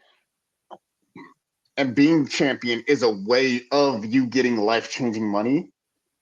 I think for Arman, I think money is one of it, but it's not his like main reason, because I know he said he's going to focus on the business and getting the money after he gets the belt. And I think we saw Bilal do that to like not good effects, but I think the difference between two of them is Arman's already rich. We didn't understand Bilal's way of like, okay, I'm gonna wait until I become a champion to actually start talking. It's just like, why didn't you do this on the way up? I know we were kind of confused on that part, but I think I kind of understand Arman's situation a little bit, where I don't blame him for pulling out of the fight. I think that, hey, if you feel like you have the opportunity to beat the best in your division, and you took a short notice fight when and almost won, and I do think he's the best fight, best fit, best matchup for Islam. But I think for Arman, since he's already rich and money is not an issue for him, I think it's more of a, as far as I think it's he wants to win the belt for his own accomplishments so he can like cross that off. Like, let's say I'm guessing right here, you know what I mean? But Mm. to be like, okay, cool. I already have money, but I would really like to win a UFC championship. All right, cool. I would just I'm a train. I'm dope. I know I'm great, and I'm just gonna work my way to that, right? And once I win the belt and I can mark that off my list, okay, yeah, for sure. Then we can like start like doing these big money fights because who doesn't like to have more money, right?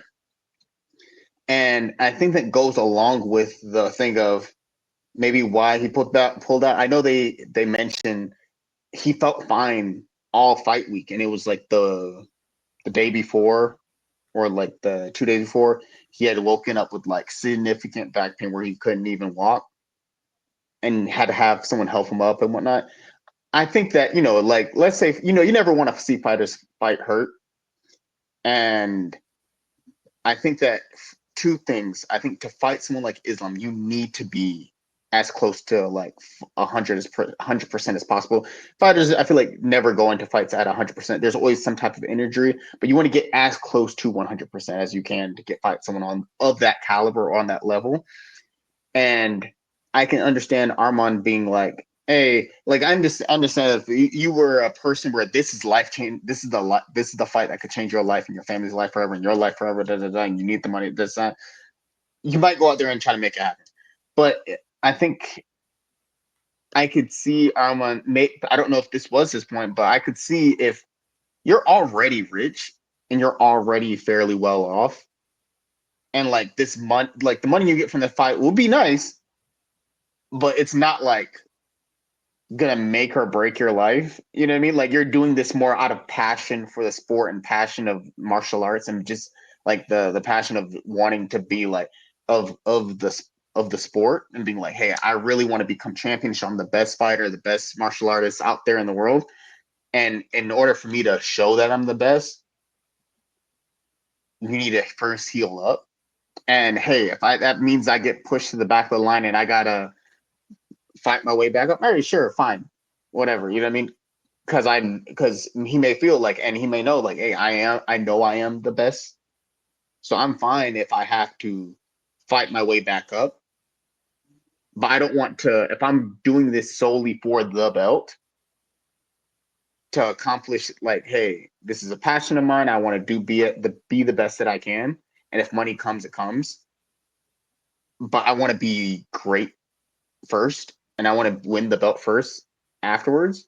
I can understand that. Whereas it's like, hey, if you already have money, why are you? If you're already rich and well off, why are you gonna risk getting yourself hurt when you don't have to? Or like, why risk a potentially serious long term injury or something that could be critical if you don't really have to go in? You know what I mean? Or you don't have to put yourself in harm's way like that. It's just like, okay, hey, I'm gonna be fine if I have to just fight my way up because I know I'm probably gonna win. I know I can beat this person and then fight my way back up and get back to the title, or like I know that eventually I will get there because you believe in one skill. But if you already have the funds part, I feel like most people get into prize fighting or MMA to make money, to change their life, change their family's life. We've heard plenty of stories like Charles Oliveira's story, and you've heard other fighter stories along the decades who this is their chance to change their life and their family's life. But if you're already good and you're already set, I could see why might have been like,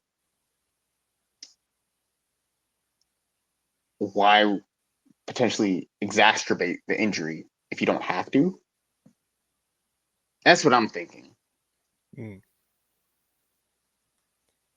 I don't know. I don't think that it was I don't think that he pulled out because he doesn't need the money. It's I don't think that either. But I I mean, think like, legitimately he woke I up think he and might have been legitimately hurt, and he might have been like, "Hey, I'm hurt. I'm not about to go in there hurt, yeah, and then it's potentially screw up my chance." yeah, it's I think the only thing he did wrong was just not giving a heads up to the UFC. It's he should have said in advance that, hey, I have these injuries coming in. This could possibly be a problem. And ultimately, I think that's what he'll end up getting kind of quote unquote punished for is just not being upfront about, hey, this is what I'm dealing with. And I know fighters don't want to say that, but just don't say it publicly. Like if you just say to the UFC, hey, this, but I'm going to be good to go, just give them the opportunity to make backup plans.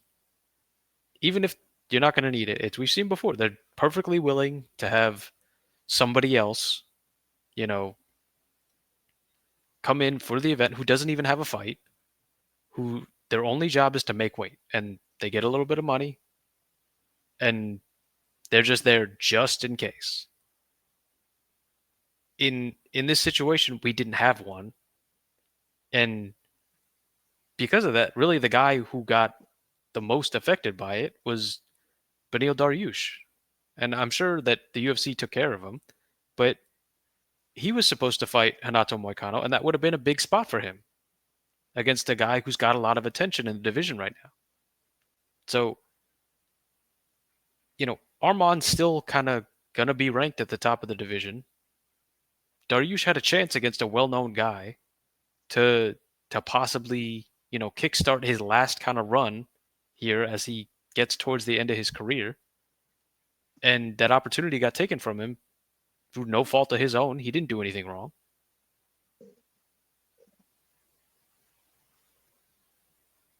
Yeah, So it's just not a good situation. And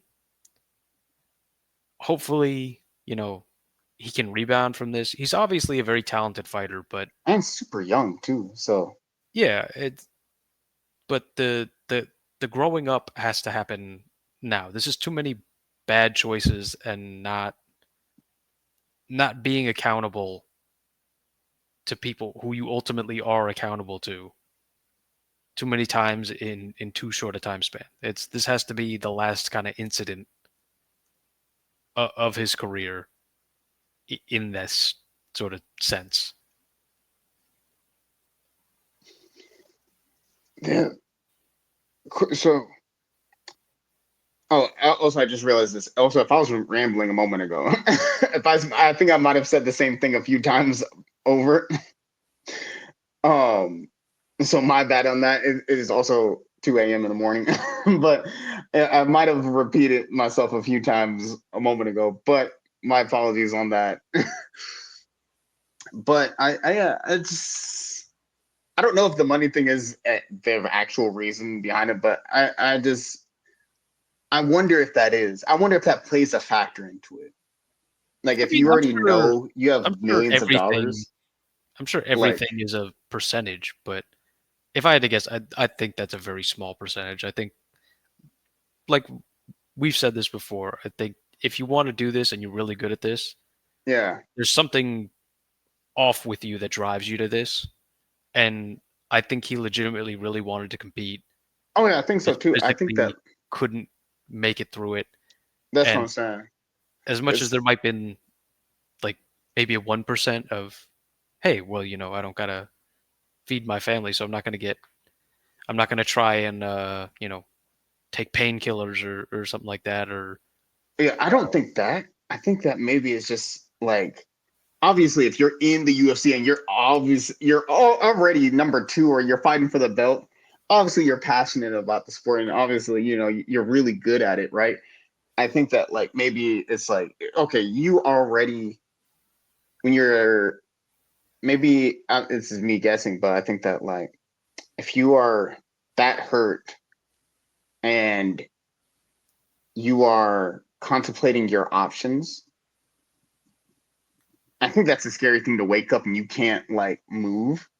mm, I think that is a like a potentially nice safety net to have, where you're like, oh, I can't, like, you're like, oh my god, I can't fight, but you're also like, okay, this fight isn't like make or break. Like, this isn't like gonna break the bank. Like, this is not a live or die, like a live or die situation, right? Like, this is not like, oh, if I don't get this paycheck, I'm not gonna like, how am I gonna make it to next month type thing. It's just kind of like, okay, this sucks. I want to fight because this is what I'm truly passionate about, but also at the same time, I'm okay if I don't have to. Where I think maybe my think is when I saw the post of him being like, I understand this, because also from the business side, I also understand why they wouldn't give him the next shot. Because if you spent millions of dollars on advertising, on the marketing, on the promotion side of things, and then all of a sudden at the last moment you gotta like, hey, now all that is for naught.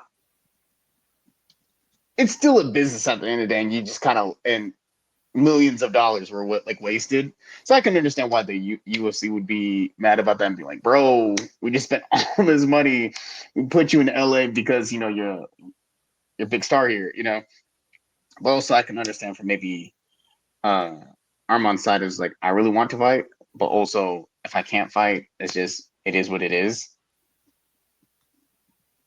I will recover. I will come back when finish recovering. And I think that maybe that's the luxury being fairly well off can afford you, where you're just like, okay, this is the craft I'm passionate about, and I want to wait until I'm 100% to like truly give this my all. I know there's this, like you said, there's been a few mistakes here and there, fighting fans and stuff like that. Um, but yeah, just I'm curious about that, because I think maybe if you needed this fight, maybe you go out there and try to make it happen. But like, also, it probably is like, okay, we'll see. So I think he'll recover. I think he'll be able to turn things around. Still very talented fighter, very young. Speaking of very talented young fighters, uh, Umar Nurmagomedov versus Marab. That fight, this one I did guess right, and this fight was very close for like the first two rounds. Hmm. And then you really started to see Marab run away with the fight in rounds 3, 4, and 5. But also, how impressive did Marab look? Like, like he said, you have to be man first. Like, he really showed him, like, hey, bro, there's levels to this, because the pace Marab put on him was insane. Yeah, I mean, to come out on 6 weeks' notice and to deliver that round 3, 4, and 5 from Marab was completely insane. Like the base level of his cardio that he just keeps at all times to have like a 6 week notice to be, which means more like, I mean, maybe a 5 week camp, if that. Because I mean, the last week you don't even do anything, and he had to add to that the leg like infection or whatever that was, where I don't know if this is true. I hope it's not, but he reportedly tricked the doctor by showing him his left leg twice instead of showing him his left leg and his right leg. I don't know if you heard that story. Apparently, I know. when he was doing the pre-fight like medical checkup, he had a cut on his leg that was really bad. So he showed the doctor one of his legs to take a look at, and then after he looked at the one leg, he apparently like interrupted him with conversation and like distracted him. And then at that point, when they resumed the exam, he just showed him the same leg again, and the doctor forgot about it and didn't say anything. So apparently, like he was dealing with all these things. You got some of the trash talk in the buildup, which I'm sure also fired him up. And I mean, to come through with that performance was really something else. To be the underdog as the champion who's fought, we said in the preview, four former champions in his run, and And two Hall you, of Famers. yeah, and you've beat them all. It hasn't been controversial or anything like that. It's everybody agrees you are that good, and then it really looked like Umar was not prepared for that, and I think it might have just been, to Marab's point, the way that he was fast tracked. He didn't come up against the obstacles that you need to in order to face a mountain like Marab. It's that level of challenge. You have to see something like it before and get tested before you're prepared for something like that to even try. Because in my opinion, after the third round, Umar's body language was terrible. He looked really exhausted going into the fourth, and he looked defeated almost going into the fifth. Like the amount of frustration that Coach Khabib was showing in the corner was at 200%. He was smacking the like lip of the ring between rounds, trying to get Umar to listen and do what he was saying, but Umar was just not. And at some point in the fight, Umar realized he was just not prepared for what this was and who that guy is and what's constantly coming at you. And at some point, he got tired and he just went, I really want to stop right now, and I can't. And so Umar didn't really have a moment where he hit the button and said, F it, I'm going to go for it. It's, he was kind of in there, and you could tell when he had any energy, he would try and go forward and throw some strikes. But then inevitably, at some point, Marab would start moving forward again and backing him up. And Umar cannot fight backing up and win and look good. The first two rounds where Umar was looking good, it was because he was moving forward, Marab was backing up. And it looked like Marab was trying to bring him in and kind of hit him with a counter punch or set up his wrestling takedown by bringing him in so that he could shoot. But pretty early on there, I think his coaching corner figured out, hey, you can't do that. You just got to go forward. It's because backing up is allowing this guy to get all his striking off. So they made that adjustment, and Marab seems somehow more comfortable when he's showboating, even if the danger level's still pretty decently high. It's when he's still in striking range and he's like, you know, doing the lookout because he dodged one of Umar's kicks or something like that. Like he he really is just built for this in a way that most are not, and his base level of cardio and how deep he can dig is really something else. And so I'm not super down on Umar. Still kind of young, has this setback and can still come back uh, from it, but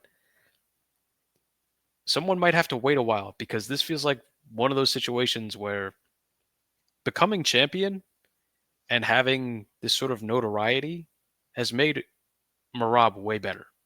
Like champion Marab is different than contender Marab. Contender Marab was a problem, but champion Marab with this like swagger and the taunting and the like believing in himself that he is the champion and he is the man and I am number one.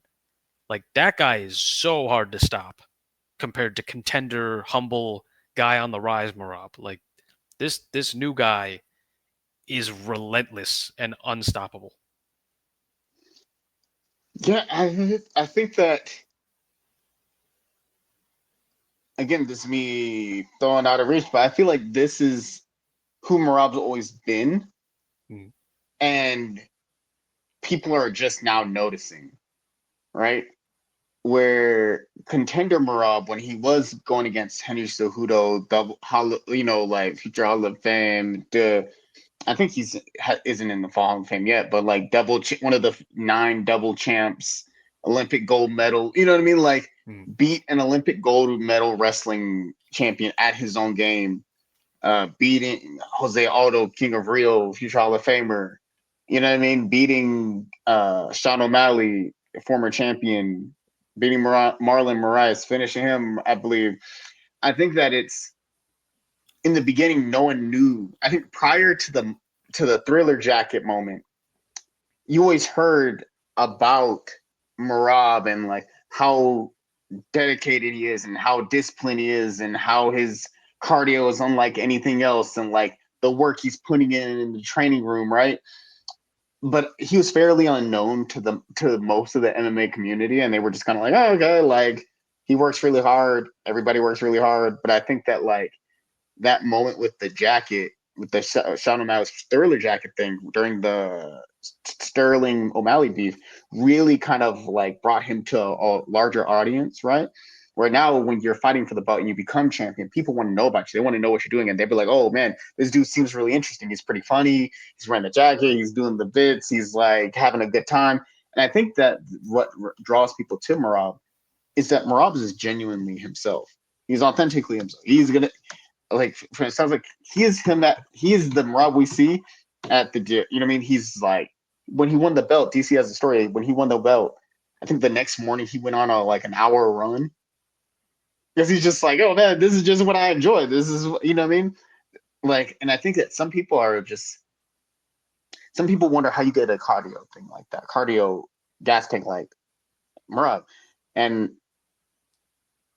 I don't think there's a clear cut answer of, oh, you do this, you do that, you get on this machine for that long or that machine or that long, right?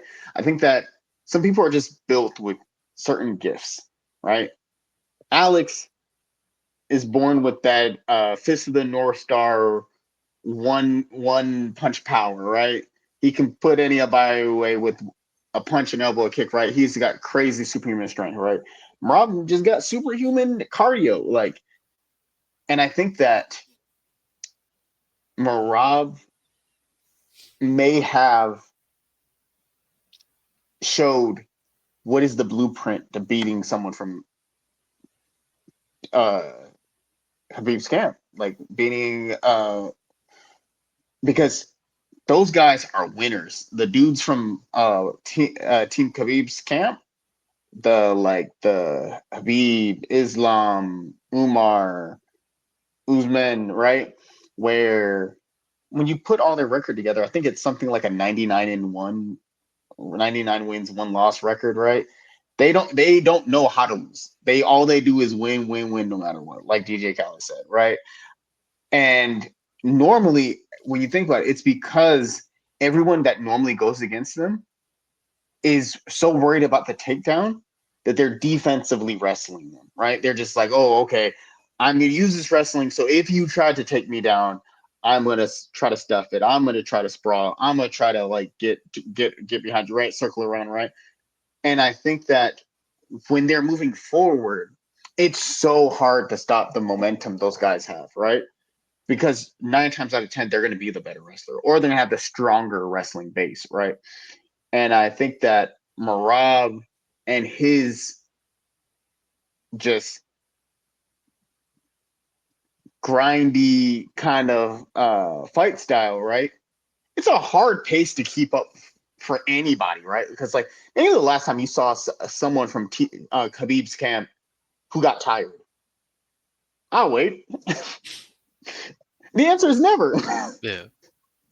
But I think that Marab may have accidentally showed, hey, this is how you beat someone from this like this fighting dynasty. You know what I mean? This like unbeatable camp is that they're used to being the hammer, not the nail, right? Like they're used to moving forward and not moving back. But because I think, like I said, people are so worried on or try to focus so much on the defensive wrestling, but they're never really doing any offensive wrestling. They're not really taking the shots forward, right? Like Morocco, you saw it on like the first 2 rounds.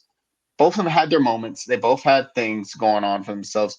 Usually, if he was when Umar was going forward, yeah, we saw that. But once Marab started to go forward, it was a lot harder for Marab to keep not Marab Umar to keep up throughout the fight, right? Where we started to see him getting tired. But I think anybody would be tired. I think anyone who's wrestled before will know to go for 32 takedowns is so exhausting. Going for 5 is Umar. No, Marab went for 32 takedowns and landed 9 of them. That work pace is so insane to be like, I'm gonna go for a takedown. Didn't get it. Okay, I'm gonna go for another takedown. Didn't get it. I'm gonna go for another one. Didn't get it. I'm gonna go for another one. And didn't get it. I'm just gonna keep going for takedowns until you go down. Because no matter how good your wrestling defense is, eventually one's gonna either he's just gonna wear you down so much with this onslaught of takedowns and this onslaught of pressure and pace and cardio that you're gonna eventually get tired. Because on top of that, it's a hard pace to keep up for 5 rounds. Mm-hmm. Like we started to see it was close, and then you could see at the end of the second round, Umar looked exhausted, or he was starting to look exhausted. And then 3, 4, 5 rounds, it's clear that like Marab won 4 and 5, but he's the first person to take down Umar, and I think one of the few people to like take any person from Team Khabib's down multiple times because he was getting to the point where he was just taking him down and not even finishing. He was just knocking, taking him down, making him fall to his butt just to be like, "Hey, see, I told you, I got you." Like I told you I could do this whenever I felt like it, and you could definitely see that in round 4 and 5, especially 5. He was just taking him down at will. And one of the craziest things is I think that Marab is a very underrated champion because Marab, in that fight alone, broke George St. Pierre's takedown record. His beat broke George St. Pierre GSP's record for most takedowns in UFC history. I think he had like what 92 It was something like that. takedowns at the end of it. So not only did you tie GSP the consensus like number 2 or number 3 greatest fighter of all time, you broke his record by like 3 or 4 takedowns. Just crazy to be so kind of like young in your career and you're already breaking such like monumental feats, right? And I think that maybe fighters will see moving forward, like, okay, it can be possible. It can be done. Okay, it's just forward pressure. Yes, you got to work on your wrestling because if your wrestling's not there, then it's chopped for you, right? But like, just to see that happen was super impressive. Like from Marab. Yes, Umar is very young and he still has a lot of potential.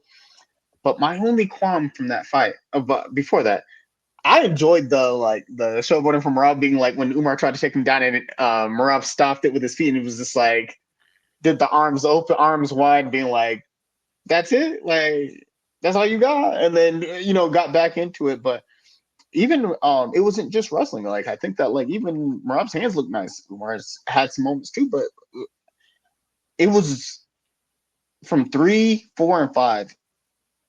Marab won that fight without a doubt. I know there's some people who think Umar won, and a lot of people were saying that like, oh, Umar won 3 of 2. You know what I mean? 3 of 5. I don't see it. Yeah, I I think it was pretty clear 3, 4, and 5. I think that uh, anyone who's saying otherwise, particularly like Umar giving that sore loser interview after the fight, was not a good move. And they keep putting out there on social media the broken hand and then the the rod that he got put in to fix the broken hand. Like it's the fight game, man. Everyone's battered up, everyone's cut, everyone's bruised. Like they got fractures, they got all this stuff. People break arms and win fights. So like yeah, out here talking about broken hand. Like yeah, I'm sure, but the reason that most of the time we don't hear about any of this is because if you lost the fight, you don't know what the other guy had when he came in. Like the other guy could have had a broken hand. The other guy could have had a broken wrist, a broken ankle. Like We the other saw guy coming in Marab's banged up. leg. Yeah. Yeah, Marab's leg. We just saw Marab's leg hours before how compromised his leg looked. Hours before the fight, Well, also like and the game he is had the a game. back injury too going into the fight.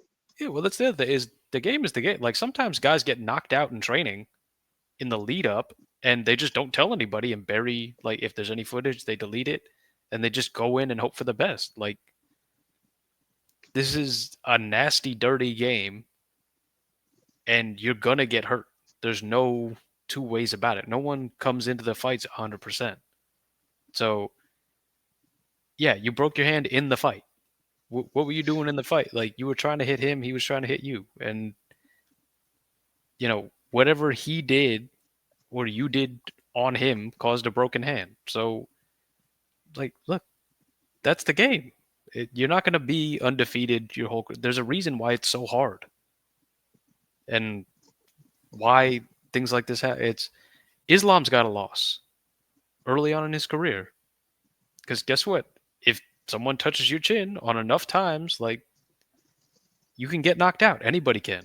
So it's given that interview afterwards was real, like sore loser stuff, and doesn't help any of the image that has been portrayed by Marab in the buildup, and then kind of pushed forward afterwards by Umar that, like, yeah, he really was like silver spoon in his mouth, like coming up here, getting everything that he wanted, and didn't have to struggle for it.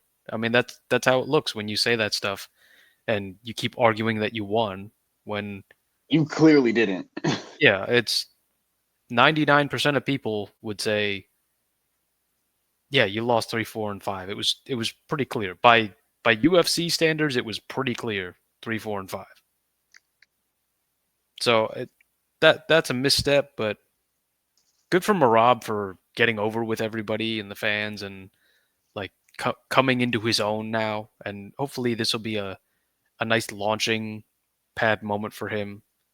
And hopefully there'll be a contender that announces themselves via a fight. I don't think that Sean should get the immediate rematch. I think that he should have to go and do another fight. To me, there's nobody who's super obvious and deserving right now at 135 that you go, oh, they got to make that one.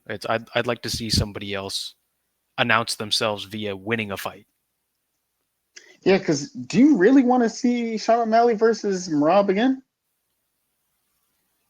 If he could win a fight convincingly, maybe, but I look to beat Marab, it seems like you have to You need either be Alex extreme. Pereira in power.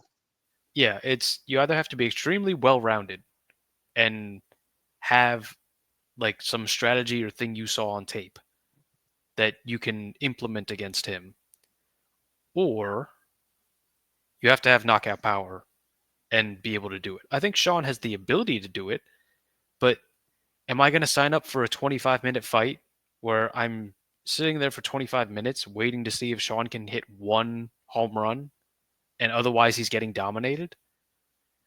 Not really. It's Sean needs to make an argument by going out there and beating somebody else to make everybody believe again that he can find it, because we already saw it last year and he had 25 minutes and couldn't get it done. So, and it wasn't particularly close. So I have no appetite for that right now, but I'm open to it in the future if he can make a good argument for it. But I'd like to see somebody come off a win and go in there.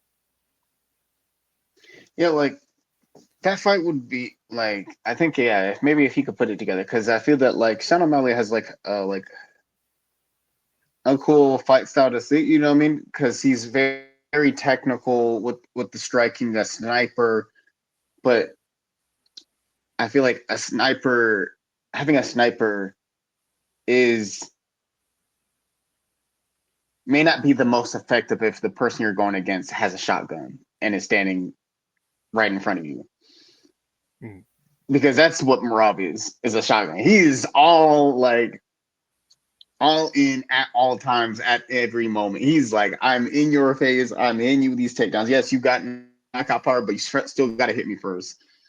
So if I take you down 30 times, 50 times, that's very draining for anyone who doesn't know. Like if you don't know, like getting taken down does like can be a lot. If you're getting taken down like 20 times, 10 times, 20 times, 30 times, 40 times, I feel like one, that's weighing down on your energy, but two, just mentally, that's got to be pretty taxing.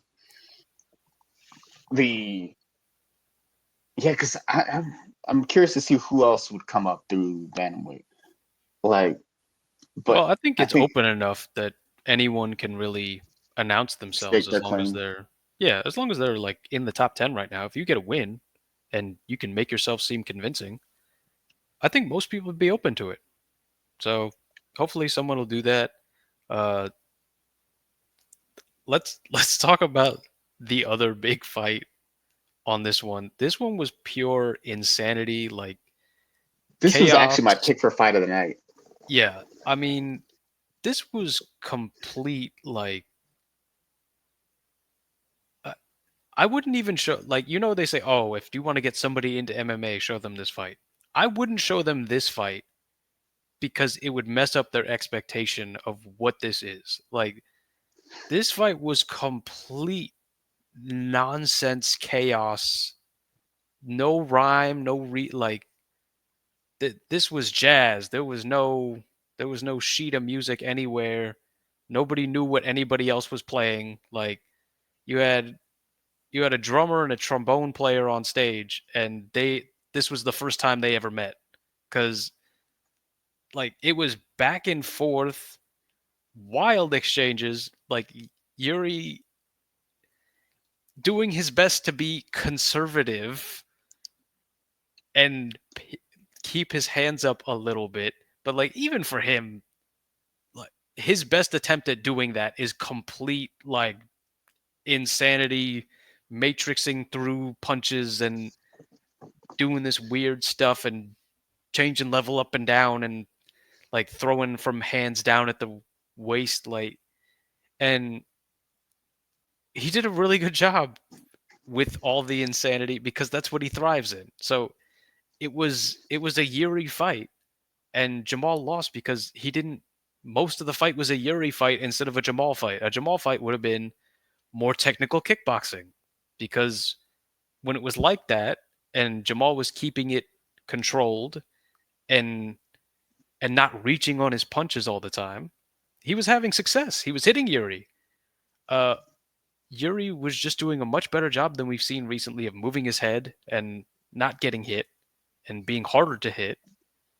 And then whenever it erupted into these manic, complete like fireworks in a gas station bathroom, like he just found the right code. He found his way in, and then eventually in the third round gets the TKO, hops on the mic, calls out Alex, who's in attendance, and honestly, he's so interesting as a person, as a fighter.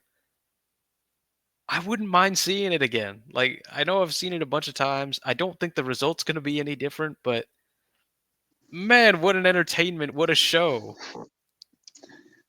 It would be so much fun to see that fight again. Yeah, because you hit the nail on the nailed on the I can't think of the phrase.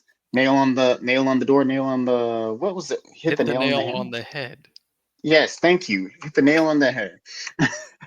Where that fight, that was my pick for fight of the night because That fight, literally, like as you said, it was the unorthodox. It was the master technician versus the unorthodox chaotic samurai. It was Jamal Hill being the master technician and Yuri being the unorthodox chaotic samurai because they it was they fought their butts off and they fought with everything they had. First on Jamal Hill. Jamal Hill, like it wasn't a good round from him, but the second round, I feel like he was really rallying and back together. Like he was really putting it together. Understood, started getting like the rhythm together and going pop, pop, pop, pop, pop, right? But Yuri, who's been known to be very hittable, right? His head movement was great. He did a great job bobbing and weaving, getting out of the way of punches, and then being also very calculated in his chaoticness. He was very calculated in the chaos, which doesn't make any sense, but it makes all of the sense because that is what Yuri is. Yuri, his striking looked on point, his movement looked on point, his timing. Like you could see him trying to set up Jamal with those roundhouse kicks that I don't even think he was trying to land. He was trying to I feel like he was trying to go for those roundhouse kicks and was missing on purpose to try to bait Jamal Hill into rushing him to try to close the distance after that takedown to go for a spinning backhand. I think that we saw like Jamal got a chin on him, right? But also, can we talk how big Yuri looked? Yuri looked significantly larger than what he usually is. Like he was really on that like whey protein and chicken and broccoli. Like he was really on some like bulking. He was really on man. That dude looked like a video game character. He looked significantly larger than he used to do, than he used to be. And but when he was fighting, man, you could see that boy said, "Hey, he got the power of anime on his side." He said, "No, no, no, no, no. The main protagonist does not lose.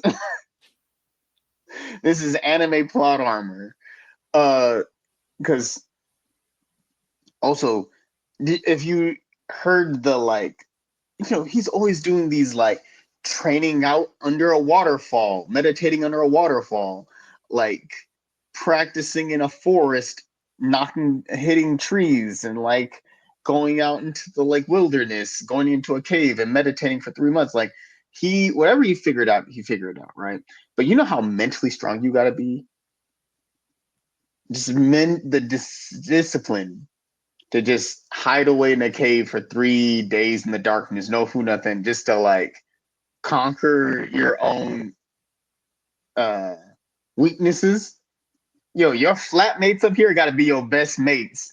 Like that is a dude who is confident in himself, and you saw that in the fight. Like he was just like, oh nope, nope, moving out of the way, and yeah, he looked great in that fight. Both of them did a great job Saturday. That was definitely my fight to see. I'm glad I picked Yuri, but I'm glad I was right. But oh man, that was fun. That was definitely a Yuri fight, and a Yuri fight is always a fun fight. And Alex said he's indifferent to the fight, so he said he's down to make a third fight happen. It's just a matter of the UFC putting that together.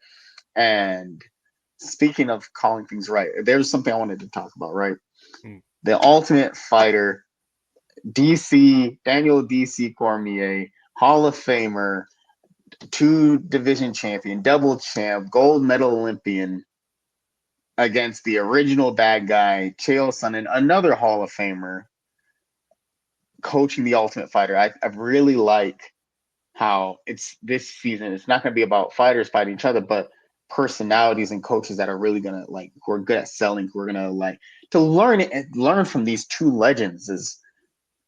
It's You're getting your weight in gold of as far as like the value you can take from this season to get one-on-one time with both these legends. But you called this 3 months ago. I feel like, how does it feel? Tell me, walk me through this, man. Like that's got to be pretty good. You can start calling yourself Donstradamus. You know what I mean? Yeah, it definitely felt cool because I gave that suggestion because I wanted to see it. So it's really exciting that you know we're gonna get to see an evolution of the Ultimate Fighter, and I feel like the kind of Conor McGregor Michael Chandler situation is what finally opened this up for everybody to see that you don't need to have a fight at the end of the show. It can just be personality driven. So And I think that helped the ratings too. yeah, it's so people were tuning in for Conor McGregor, but ultimately Michael Chandler is the one who got the most from the show. Like after the show and all of the involvement with Conor McGregor is when Michael Chandler went to that kind of next level where he's at the WWE and cutting promos and people are paying more attention to him and everything that he's doing. And he went from the kind of cornball guy that everyone was making fun of into like lovable Mike that And it also helps to everybody, go 9-1. yeah. Well, but it's going into that show, Michael Chandler was a little bit of a joke in terms of the way that casuals viewed him was, oh, here's this corny guy who like he has the exciting fights, sure, but he's not going to be champion and like, whatever. Like whenever he's not Motivational fighting, quotes. yeah, he's saying these motivational quotes like, go away with all that.